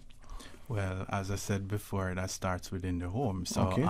You have a child, you have to ensure that you're doing the right thing so they can model, right? I heard you mention a few things earlier, and in truth and in fact, right, as a father, right, I realized that your children, right, tend to follow what you do, right? And birth boys, right, they will come, hey, daddy's home and so forth. So if I go in the bedroom, they'll want to come to see how I take off my shoes and how, I put away my clothes and all of that. So right there, they're learning. So, it actually starts from the home, right? Well, I'm hoping that not just, the weekly discussions next week and so on, Ms. Christine, but continually we start to make that investment in our youth, because it will inform and affect our future. In closing, Mom, we are, whatever day this is in this month, but we still got days left in the month. So what's on the calendar, Mom? Okay, so next week we'll be with you again, next week Wednesday, and we're hoping to have the early childhood development. Ms. Nicole has confirmed. Right, with us. And so we're going to be still talking about investing in our children, but we take it from the very early stages. And to see, it is important. The way I look at that is like you're building a house. You want good material to lay the foundation. Right. Once you have good material for a foundation, then you can have a strong building. You can have strong individual who will replicate, supply the society with good parents, good leaders, good employees, good professionals. It starts from early in the home. So we're hoping for that next week, Wednesday. Indeed. And then next week, Friday, on Fridays, next week, Friday the 19th, we will have the Georgetown Games Night. And that is something our children and adolescents look forward to. Eastern and North Side. Yes, on the 20th, we will have Eastern and North Side Games Night. And on the 26th, We will have the financial and entrepreneurial buzz for teens. It's going to be at the St. George's Anglican Church Hall.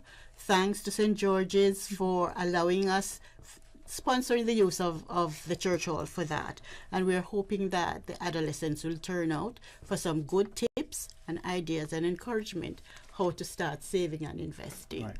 Well, thank you very much. And only if you wish, Dr. Lam, I see the time, any sort of closing thoughts? I really like the theme of investing in our young people, and I love what Miss Christine said about, thinking about building a good foundation, because the brain grows from bottom up, inside out. If you want, good EQ, good IQ, meaning good leader, good worker, good ethics and good values, is about building, those values. It means that supporting our parents, supporting our teacher, supporting all of those frontline people who have interaction with our young people, and setting a good models. I love what Mr. Kenroy said about it start from, within your home. I also encourage, the influencer, out there, both on social media as well as in politician or those who know in a position of like you said, in power, make those positive influence, set good models, set good values, because the whole kind of bottom up and top down approach come together is the most holistic and effective way of shaping our society. Thank you all very much, Dr. Lam. It's going to hopefully come back, and Ms. Christine, I appreciate it. Looking forward to next week's discussion. Certainly. And certainly benefiting. All right. When we come back, we're going to have some open line. I think that's the plan, right, Miss Susan? And she says, I don't know, you're in charge. All right, stay tuned for Talk Today. Today's biggest news. Radio Cayman. Your voice, your choice. Local, regional, international. This is Headlines from Radio Cayman's newsroom. Today's biggest news. Brought to you by Tropical Plaza on Smith Road. With your latest headlines, I'm Felicia Rankin-Solins. The Cayman Islands Public Library Service invites the public to Children's Coloring Day at the Georgetown Library on Saturday, May 20th, starting at 10:30 a.m. For more information about Children's Coloring Day, contact the Georgetown Public Library at 949-5159 or libraryprograms@gov.ky. In international news, Republican Congressman George Santos has been charged with fraud, money laundering, and theft of public funds in a 13-count federal indictment. The New York representative turned himself into authorities on Wednesday as news of the charges emerged. Mr. Santos has been plagued by scandal since he took office in January, and much of his biography was found to be fabricated. If convicted of the top charges, he could face up to 20 years in prison. A U.S. Army sergeant convicted of killing a Black Lives Matter protester in 2020 has been sentenced to 25 years in a case that has outraged conservatives. A judge sentenced Daniel Perry on Wednesday for fatally shooting Garrett Foster at a protest in Austin. Perry and Foster are both white. Texas Governor Greg Abbott previously said he would pardon Perry as soon as an official request hits his desk. Republicans and Perry's attorneys have argued he acted in self-defense. These are your headlines. I'm Felicia Rankin-Solins. Today's biggest news. Radio Cayman. Your voice, your choice. Local, regional, international. This is Headlines from Radio Cayman's newsroom. Today's biggest news. Brought to you by Tropical Plaza on Smith Road. Cayman Queens. Your nails say everything about you without saying a word. The Nail Palace, upstairs Tropical Plaza, Smith Road. Turning manicures, acrylics, pedicures into an art. Nails are not about being noticed. They're about being remembered. Book your appointment today, 526-1217, or visit them on Instagram, Nail Palace 345. The Nail Palace, upstairs Tropical Plaza on Smith Road. Great nails don't happen by chance. They happen by appointment. The Nail Palace, 526-1217. Between the traffic, the meetings, kids' activities, there just isn't enough time. Best Health Pharmacy was a game changer. Not only are they centrally located on Eastern Avenue, but they deliver prescriptions for free anywhere in Georgetown and West Bay. I could not believe it. When my prescription ran out, they ran it back to me. Best Health Pharmacy, located at Crown Square Plaza on Eastern Avenue, across from Edie's Decor, offering free prescription delivery anywhere in Georgetown and West Bay. Call 949-1301 or WhatsApp your prescription to 924-5358. Best Health Pharmacy. Your health, your convenience is their priority. We give you honor and praise, adoration and glory. Radio Cable.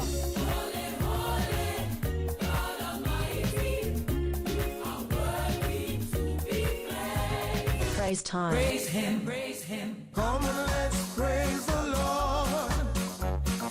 Come and let's praise the Lord. Praise Him in the morning and in the evening. Oh, let's praise the Lord. Praise time in the morning. Praise Him, praise Him. Weekdays 6 to 6:30 a.m. Radio Cayman, waking you up. Rock my soul in the dues of my faith in hand. Rock my soul in the dues of my faith in hand. Praise time. I know He cares. He'll always be there. Oh, yeah. Praise Him, praise Him, praise Him. Praise time. Set your clock for 6 a.m. or you will miss it. Talk today. But I do have some questions. Talk today. Cayman Islands' foremost listeners participation program. Talk today. Because there are more questions than answers. What the public is saying. Waiting to take your calls right now. Sterling Dwayne Ebanks.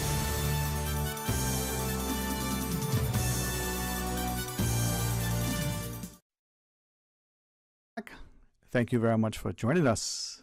It is an open line now, as we welcome you to call and share. Perhaps there's something you want to clarify. You may want a question. It's a comment. You may say, you know what, here is a different perspective. That's fine.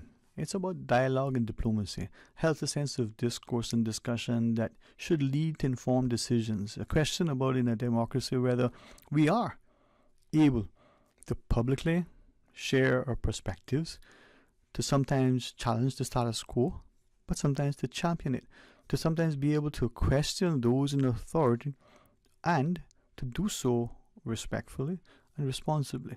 Now we do know, and unfortunately in a small community like this, we are quick to say, oh, if you say that, they'll know who you are, and if you don't align with the powers that be, you're going to be, and then we say, ostracized and maligned and castigated and disinvited, and that's probably true.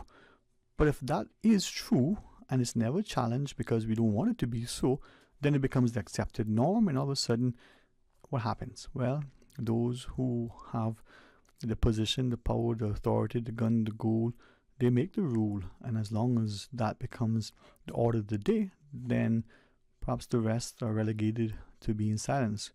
I don't believe that that's the case here. I certainly don't believe that's how we want it to be.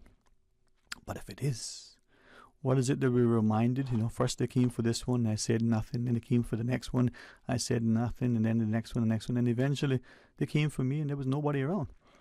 There's strength in unity. There's a way to publicly demonstrate, right, without it being uncivil.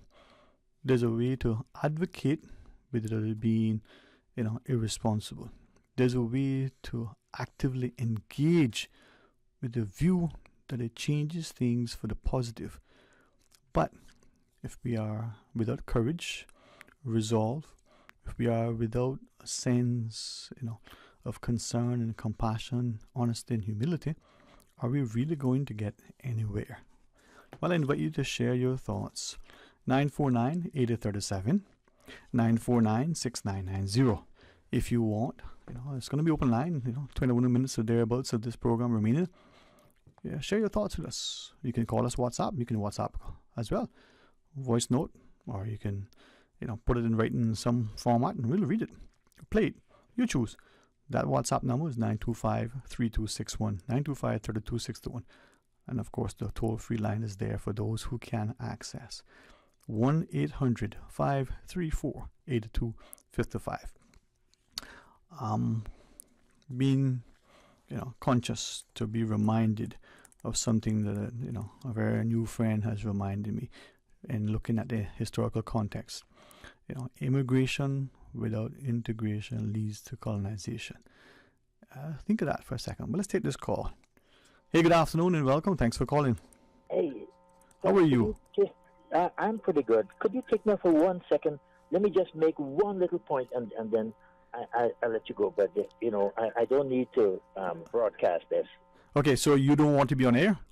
No, I don't want to be on air. Okay, you would have to tell it to Miss Susan for her to be able to relate to me if that's your choice. If it's something you want to share with me personally and directly, I make sure, just give her your number and I'll call you and then we can take it from there. Thank you for sharing that, because sometimes some people, want to share something that is, like as the caller is saying, not just yet for public consumption. And sometimes that helps to inform, sometimes that's good advice and counsel to me. I believe we can all learn if we're willing to listen. We can all be better if we have a sense of humility. We can all enjoy life if there's a greater sense of honesty. There is much to be had in life, and perhaps if we are mindful that we are in a position now, and that may be a position of status or power or authority or something else, and while we engage and possess that position, we might be okay. But have we stopped to think, what if the shoe's on the other foot? What if we're no longer there? Whether that's an elected or appointed position, whether it's one that we occupy for that time being until, God forbid, ill health or something else transpires and we're no longer in that position. How will we want to be treated then? I think many of us understand that the golden rule tells us, do unto others as you'd have them do unto us. But as I've said often, and I don't say it lightly, and I don't say it in flame, but perhaps it may cause some to consider. What if we have interpreted and applied the golden rule to mean he who has the goal, or he who has the gun, or he who has the gun that guards the goal makes the rule? And that may, for many of us, be the case for a lifetime. But will it be the case forever? A lot of us now somehow are finding it to be calmer, or are joking, or perhaps saying it lightly without really, delving into it. We don't mean anything by it. But when we look at the UK and the British Prime Minister and the Scottish First Minister, perhaps if we look at their sort of, heritage, we may be laughing and go, interesting. There are the people now who are politically elevated to decide the future of the UK. Will Scotland be given another opportunity to go to a referendum to decide whether it was going to be independent, or will Wales and other sort of follow suit? What will happen? And then when we look at the globe, for many of us, it's just interesting to see the unfolding political landscape. For many, it's the writing on the wall for decades. Some would say, well, the scripture being fulfilled, it's the end of the ages. I'm certainly mindful that as much as we know, there's a lot we don't. And you don't know what you don't know. I'll say that to share that as I listen more and more, I'm cognizant that we should be apt to listen more and more and to speak with a sense of, civility and respect, and speak from a considered perspective, but perhaps listen more than we talk and be, that voice that brings a sense of, honesty and reasonableness and, that reasoned approach. It doesn't mean that we're not angered and inflamed at some of the things that we may see that should not be. But the question is, do we have, as if he would allow me to quote him, Mr. Mickey says, the courage to do the right thing? I do not believe that there are any of us, or many of us, if there are any, who are without sin.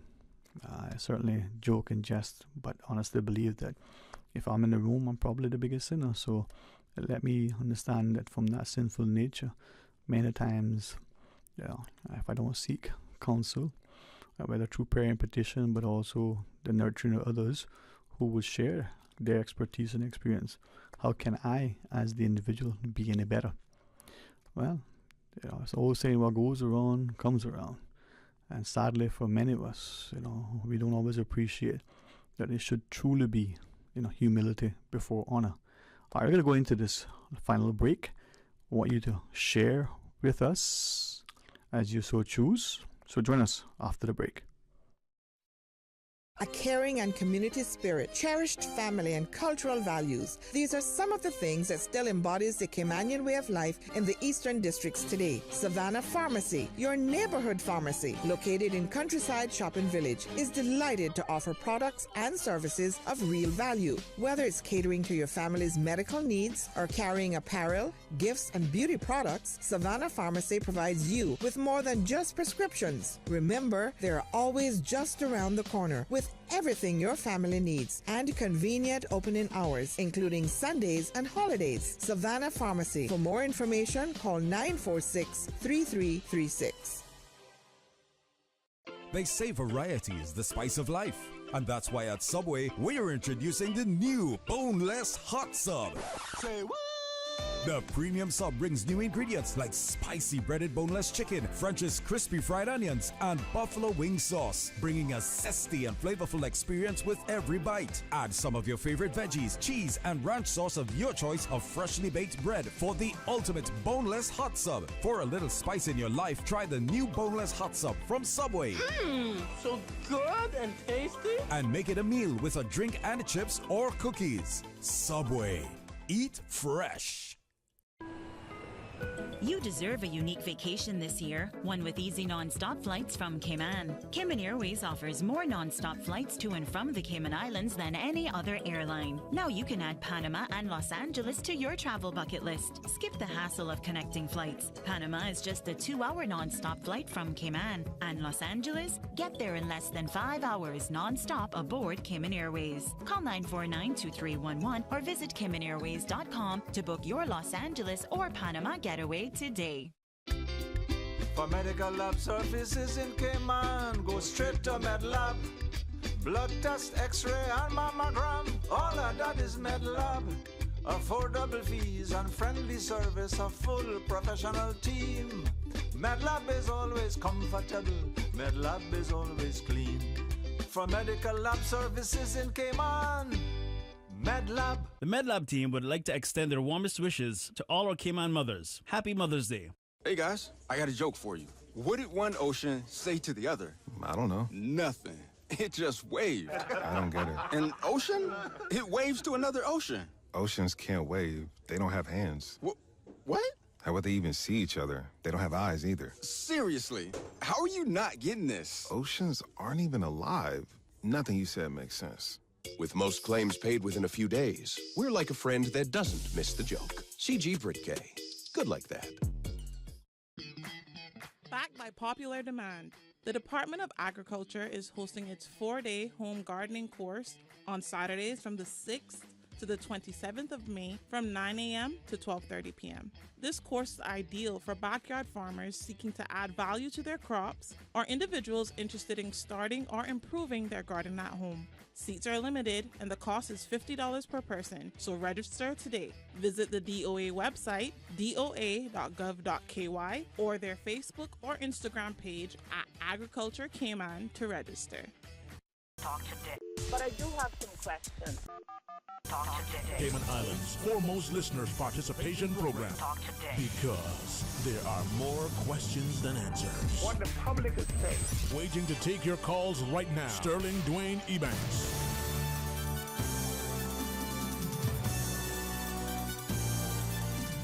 Hey, good afternoon. Welcome back, and thanks for joining us. It is open line, and we'll go straight to the phones. Welcome. Good afternoon. Sterling. Hey, good afternoon. How you doing? Oh, thank God, I am doing well. How are you? Not too bad. Thankful too. Amen. I just thought I would call and tease you. I am with Sin. Yeah. There you go. I knew how to be somebody. I just thought I would make you laugh. Oh, you Bye. did. Thank you. I got to go to school. Bye. Bye. Bye. Bye. You know what? I want to thank all of the callers, and if the callers don't mind that one in particular, because how many of us, honestly, whether we admit to our closest friends and family or just to ourselves, our lives are hard. We are stressed. I mean, Dr. Lam, in speaking to the last segment, talked about the trauma in our lives, the baggage that we carry. She didn't say the baggage, and the stress that we face, and even our young people, our children in school. We don't always understand them, and so to that caller, a little bit of lightheartedness, a little laughter. She just called and shared it, and maybe we'll look at it and to appreciate that as people, we have a lot going on, and we are trying our very best to, as some would say, and be familiar with, put a good foot forward, put on a good face.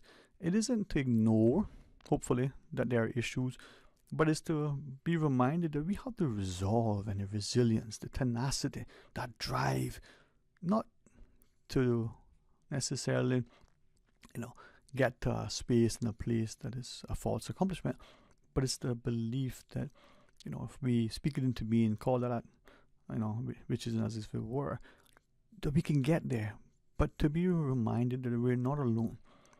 And even though, and I say this as I contemplate, a particular scenario, that there are some of us who are actually on our own. We feel alone. It doesn't matter whether we're physically alone or we're in a partnership where we're carrying all the weight. So to have someone who has your back, someone with a sense of sincerity, a genuine friend, whether that's a spouse, a partner, a sibling, or other, that there is a shared honesty, an honesty that is sincere, is not said, just because it's true. We can say things sometimes in a mean, hurtful way, and we should be conscious of it. And if we're not, think about it. We can tell someone something that is true. This person means something to us, but can we say the thing that is so true that it doesn't hurt? And it could help that individual to address that thing by acknowledging it and make it right. But some of us don't do that, and we, under the guise of, well, just being true, and honest, we're not sensitive to the way it's delivered. But having said that, to that individual that has to, back her own water, it's only, they say, when you have to carry your own bucket that you value every drop. And if you appreciate how something, comes about, not unlike the food on our table, if we appreciate the effort to, till the soil and sow the seed and then harvest the crop, we may actually appreciate the value of the grain in every morsel.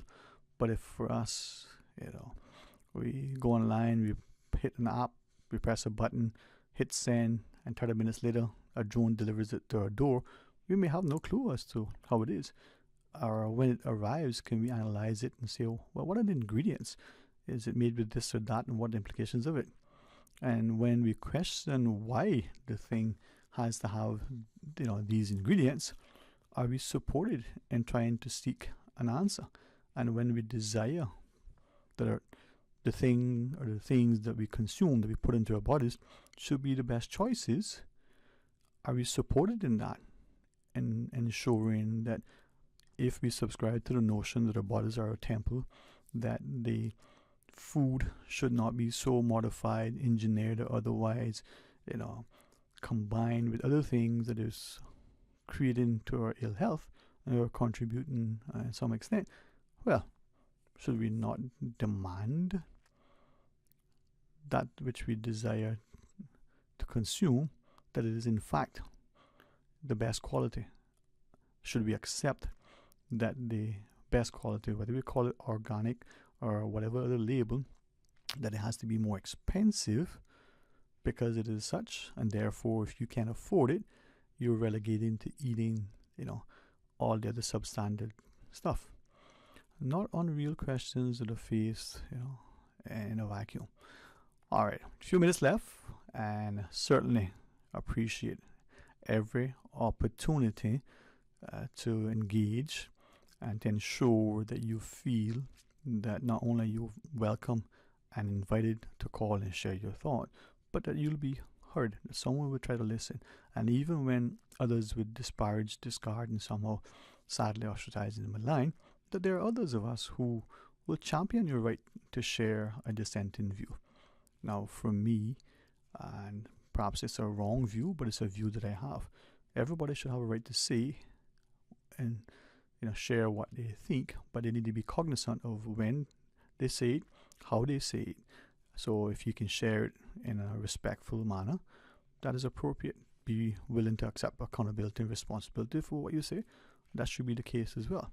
There are some of us, for whatever reason, or we speak a certain way when we speak, whether we use expletive-laden language or whether our terminology is such that it may be industry specific.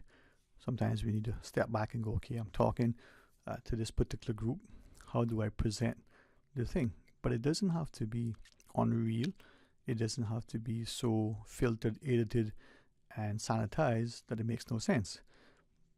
But in being real, is it responsible and respectful? There are many of us who can't hear the message because we don't want to engage with the messenger. There are those of us who, as much as we struggle, we can't understand the message because it's in a language that we don't relate to. Think of, you're a non-physician at a physician's conference and they, talking about the latest procedure relative to some new technology employed with cardiovascular health. And they're talking about everything and you have no clue. You'll probably be just as lost in that environment, as anyone else. Doesn't mean that you're not knowledgeable about other things.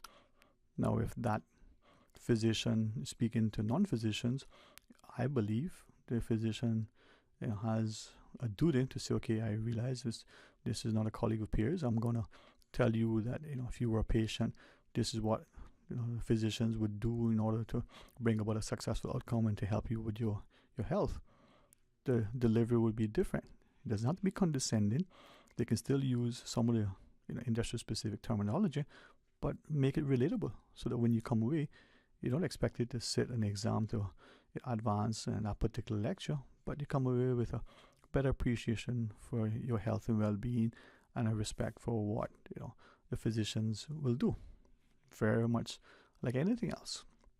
I say that to share that as we talk to our children, whether as educators or as parents, are we speaking with sufficient respect? Is it the notion that many of us probably heard or have repeated? Well, as a child, you're to be seen and not heard. Or you do this because I said so. Well, is that really the case? But also, are we also willing to accept that the child can and should have an opinion and should be allowed to express it? Well, maybe so. Let's take what could be our final call. Hey, good afternoon and welcome. Thanks for calling. Hey, good afternoon, man. Hey, my friend. How are you, man? Good afternoon to you. Okay. Yeah, if you were a member of the Legislative Assembly and you had one last thing to bring to the floor of the House, let's say you were getting ready to retire, what law would you put in place? It's a good question. Give me a second to think of that. Do you have, if I can ask the question to you in reverse, do you have a law that you would bring in place? Yes. Okay. You want to share with us? Yeah, that law would be no more Cayman statuses will be issued after 2025. Okay, why not tomorrow? Effective immediately. Why 2025? Just to give a little time. I respect, but why? I mean, that's 2 years away. Is that December 31st, 2025? Is that January 1st, 2025? 2025. Okay. And I would be able to sleep good every night after that. Yeah. And I really appreciate you sharing your view, and I don't want in my question to seem like I'm challenging, right? But the reason why I was also asking is, if we know something is coming, all right, take for instance the example of, we have a storm warning, and so we all go into the supermarket and we're buying up all these things. People may have a mad dash and they may, hoard, stockpile, or whatever. So could that potentially create a rush, very much like we see on the banks where depositors think, well, that bank's going to go under, let me go draw my money out?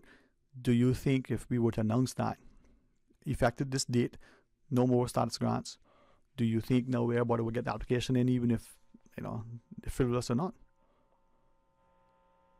Yeah, well, they can send in as much applications as they feel, but that doesn't give them the right to get status because of this announcement being known. Yeah, man. And I'm hoping that by you sharing that people will not look at the emotive side of it, but would, hey, could we also do that with maybe no more liquor licenses, maybe no more development in this area, maybe no development of this type, at all, maybe no more work permits, maybe no more hires of whatever. I mean, perhaps we could even consider those things and see whether it makes sense or not. Well, it's just like the cars. The situation we have with the cars. Anyone here on a work permit should not be able to own a car like Bermuda. Because where it's gone to now, our young people who are coming out of school now, one of the questions they ask them, do you have your own transportation? Right away, our young people are thinking of getting transportation by buying a car. And if this new law gets set in place, that no cars older than 7 years of age are able to come here on the island, then our young people have to go to the bank then and probably get a loan for a car that probably costs the same amount to buy a piece of land. But if they go now to the bank and want to buy a piece of land that is valued the same price of the car, they won't get it. So it's this situation about not being able to bring cars in older than 7 years old is going to have a negative effect on our young people, especially them coming out of school and looking employment. And it's all because we should have in place that anyone on work permit are not able to own a car. Because we have 700 students every year graduating in the Cayman Islands. Thank you very much, Dwayne. Hey, thank you for sharing. And like the caller's question, well, if you were, retiring from the Legislative Assembly, now would we call it the Parliament, or however you want to phrase your contribution, you want to have one law, what would that law be? Maybe at some point, you may want to call us and tell us, you may want to message. It'd be interesting to see, what that would look like. To the caller's point, well, let's, restrict work permit holders to car ownership. Let me ask another question. Should we restrict work permit holders and say, if you own a work permit, you can't get a work permit for somebody else? Now, some of you say, well, wait a minute, these individual here working in this particular industry, as this particular type of job, and in order to look after the children or to assist in the household needs, someone so they get a work permit. You might say that's a good thing. You might say, no, that's not a good thing. If we're willing to have these discussions, let's do so with a view of, can we come to a sensible solution? Not necessarily, that we're looking for consensus. And I say that carefully. You've heard me talk about it before. I'll revisit it later, but for now, I'll just let you meditate on it. But in asking that, what is the Cayman to look like? Not just in 10 years, but 100 years. I may still be around. I, looking to be 120, God's willing. But no man knows, what the sun's at and when it'll be for us. But let's make sure that while we're here, we're doing what we can to make our contribution as positive and as meaningful as as we can. Here's something though that I've seen a couple of times recently. Let me read it to you as it was sent to me and ask you what you think about it. Not today, but tomorrow and the day after and the day after. This was the best way that I saw it. It says, in relation to electric vehicles, that there should be a law that electric cars can only be charged by wind or solar power. After all, if you're giving up fossil fuel, then give it up. Now we know that many of the vehicles are, in Cayman anyway, the other places charge for it. We have these plug-in electrical chargers, but for many of them, they're still being charged by electric utility and somebody's paying for it somehow. I don't know how that works necessarily. There are some that are solar, but this view is if it's going to be electric, then for it to be truly environmentally friendly, if it's not charged by, wind, solar, or something else that is not fossil driven, then really is it environmentally sensitive? Well, some would say differently. I'll leave that be for now. Tomorrow, we're going to have a discussion. Want you to be a part of it. It's Thursday. Should we tell them who our guests are, Miss Susan, or should we keep them guessing? Give them some hint. So it's a male. He's eloquent. He has, much to say and share. Want to tell us more? His initials? Is he tall? Does he have a beard? He's been a guest before.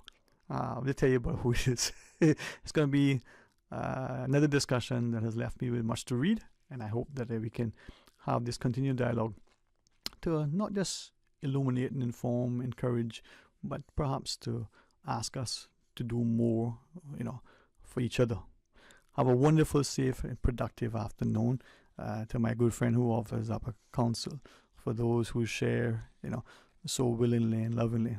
To those who are constantly engaged in inspiring and nurturing. Let's take a page from their books. Until tomorrow, be blessed.